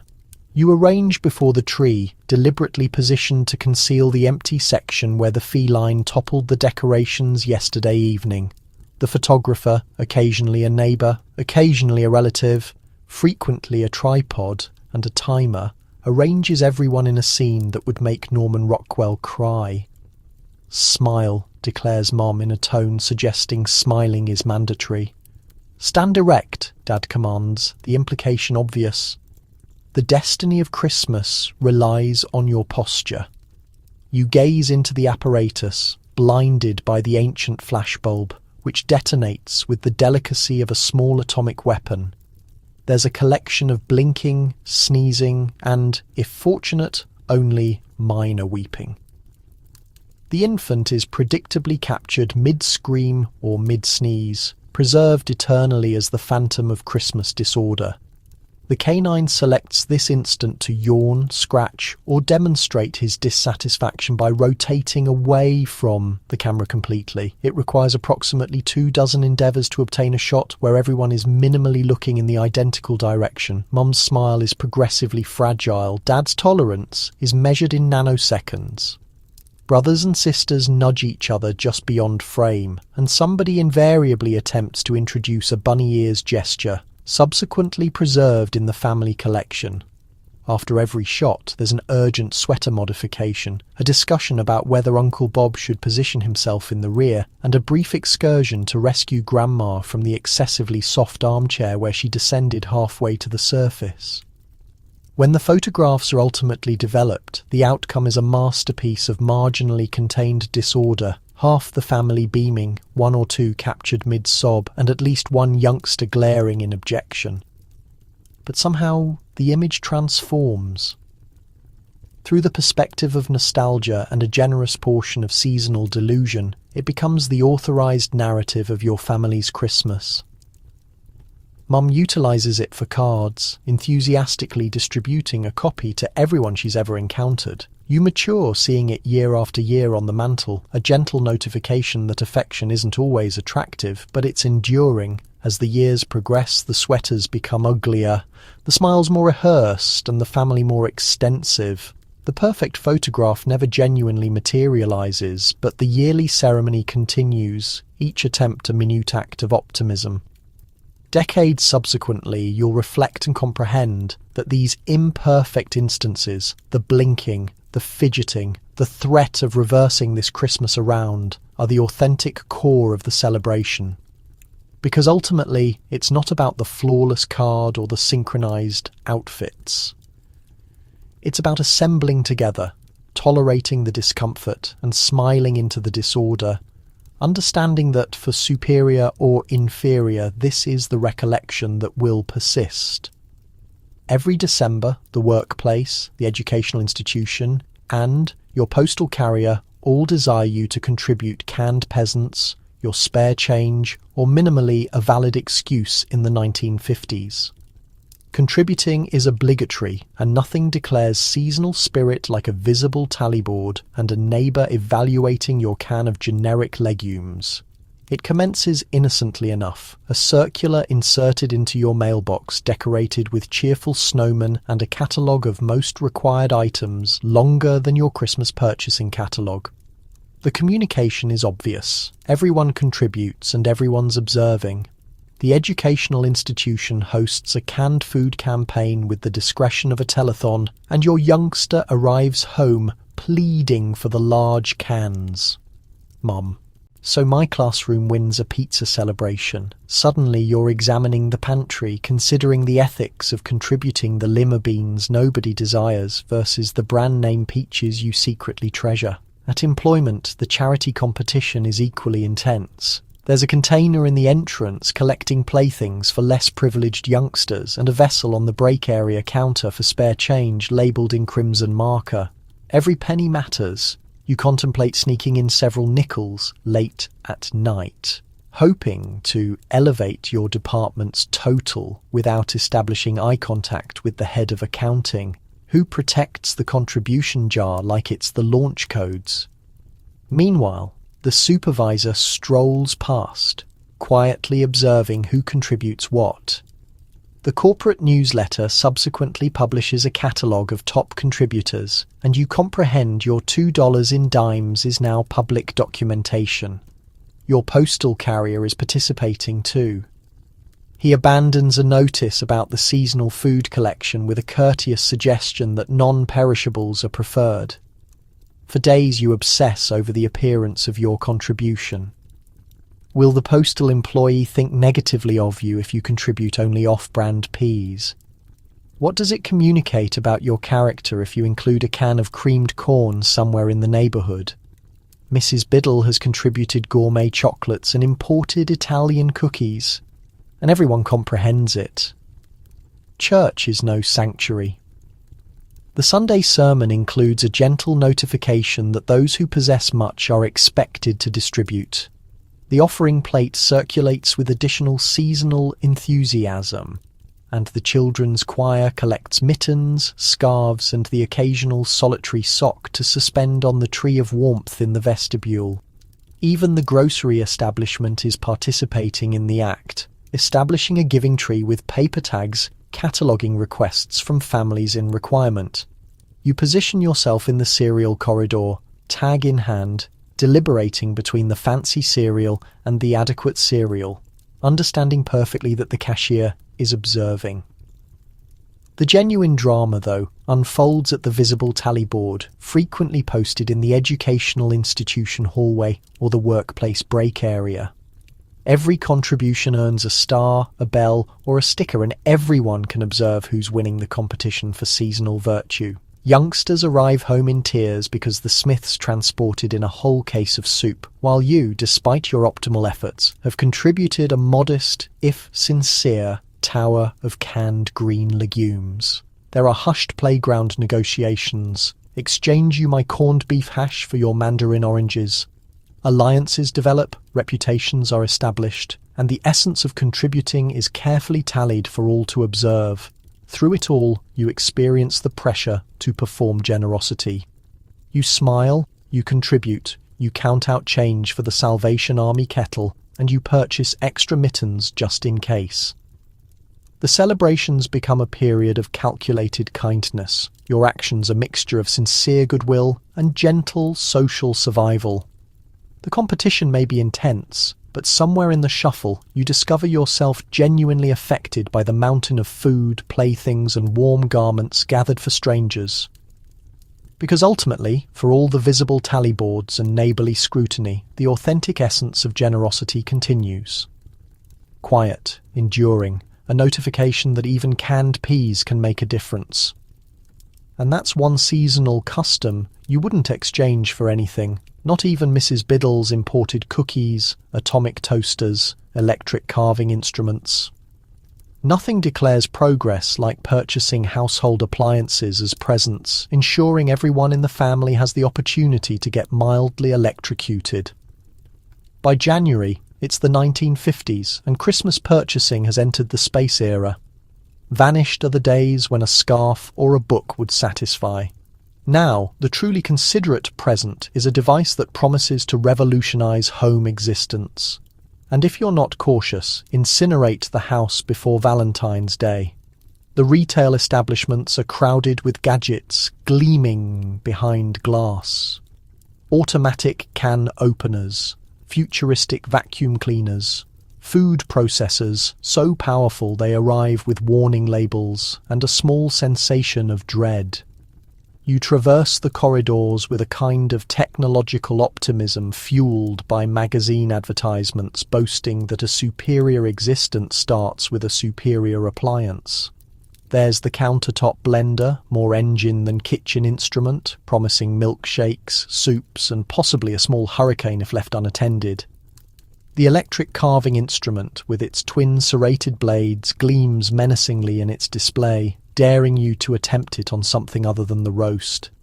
Even the humble toaster has gone atomic. Chrome-plated, multi-slotted and prepared to render your Wonder Bread a perfectly golden brown or more frequently an inedible chunk of carbon. The catalogue descriptions are poetry, reduces household labour in half, saves hours weekly, guaranteed to make breakfast a breeze. You envision a world where every appliance functions as promised, every meal is effortless, and every morning commences with a whir, a beep, and a courteous cloud of ozone. You invest, determined to transport home a little slice of the future for each loved one, confident that a new coffee percolator is the answer to world peace, or minimally to Aunt Mildred's grumpiness. But the reality is never quite so sleek. You wrap each gadget in layers of glossy paper, tie on a bow, and append a card with your neatest handwriting to Dad, who deserves only the optimal in rotary egg-beating technology. Arrive Christmas morning, the living room is a mad scientist's workshop. Boxes are torn open, instruction booklets are scattered like confetti, and batteries are in such high demand they could be utilised as currency. There are triumphant declarations. It functions, followed by panicked muttering as somebody comprehends they've assembled the blender backward or plugged the mixer into the incorrect outlet. Every present is a learning opportunity. The vacuum cleaner is heavier than it appeared, the food processor sounds like a jet engine, and the electric instruments instruction manual reads like a short story in existential horror. The atomic toaster, with its space-era styling, arrives with a helpful notification not to insert anything metal. Dad tests the limitations of each appliance, determined to discover what else it can accomplish, while the kids gather around, equal parts curious and concerned. As January dawns, the gadgets settle into their new existences. Some, like the blender, become beloved members of the family, churning out milkshakes and the occasional loud surprise. Others, like the electric carving instrument, quietly migrate to the rear of the kitchen drawer, emerging only when the mood for culinary danger strikes. There's perpetually at least one appliance that malfunctions in spectacular manner, launching bread into the air or producing toast so stubbornly stuck it requires a rescue mission involving tongs and a well-aimed prayer. But for all the disorder and cord tangles, there's a special satisfaction in understanding you gave the present of modernity, even if it arrives with a mild risk of electrocution. The gadget's humour, the lights blink, and the future as promised is here, shiny, unpredictable, and just a little bit dangerous. And as you surrender to sleep, the gentle whir of the coffee percolator in the background, you wonder what next year's miracle invention will be, and whether you'll require a fire extinguisher to unwrap it. Let's wind down for the evening. Drifting back from a land of aluminum trees and jingles that still occupy the radio static between stations, you've survived the endless loop of carols, the artificial snow drifting through retail establishments, the tangle of extension cords, and at least 3 varieties of gelatin-based salads. You've witnessed the birth of seasonal excess, the careful art of present wrapping, and the national sport of attempting to out-tinsel your neighbour while pretending you're not in direct competition. Take a slow breath and envision the smell of pine needles, real or metallic, your selection, and the distant sound of crooners promising you a white Christmas, even if your December resembles more like slush and confusion. In the end, it wasn't about possessing the most brilliant lights or the most perfectly colour-coordinated living room.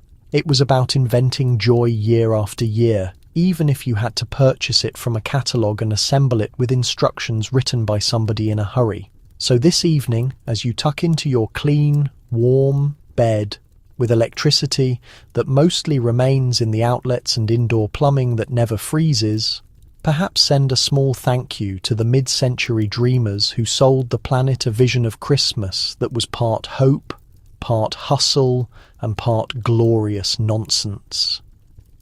Acknowledge it took thousands of individuals, millions of twinkle lights, and at least 6 gallons of eggnog to deliver us to this cosy present. Because history is strange, amusing, and frequently ridiculous. But it's also a notification that individuals, regardless of the decade, discover ways to make winter brilliant.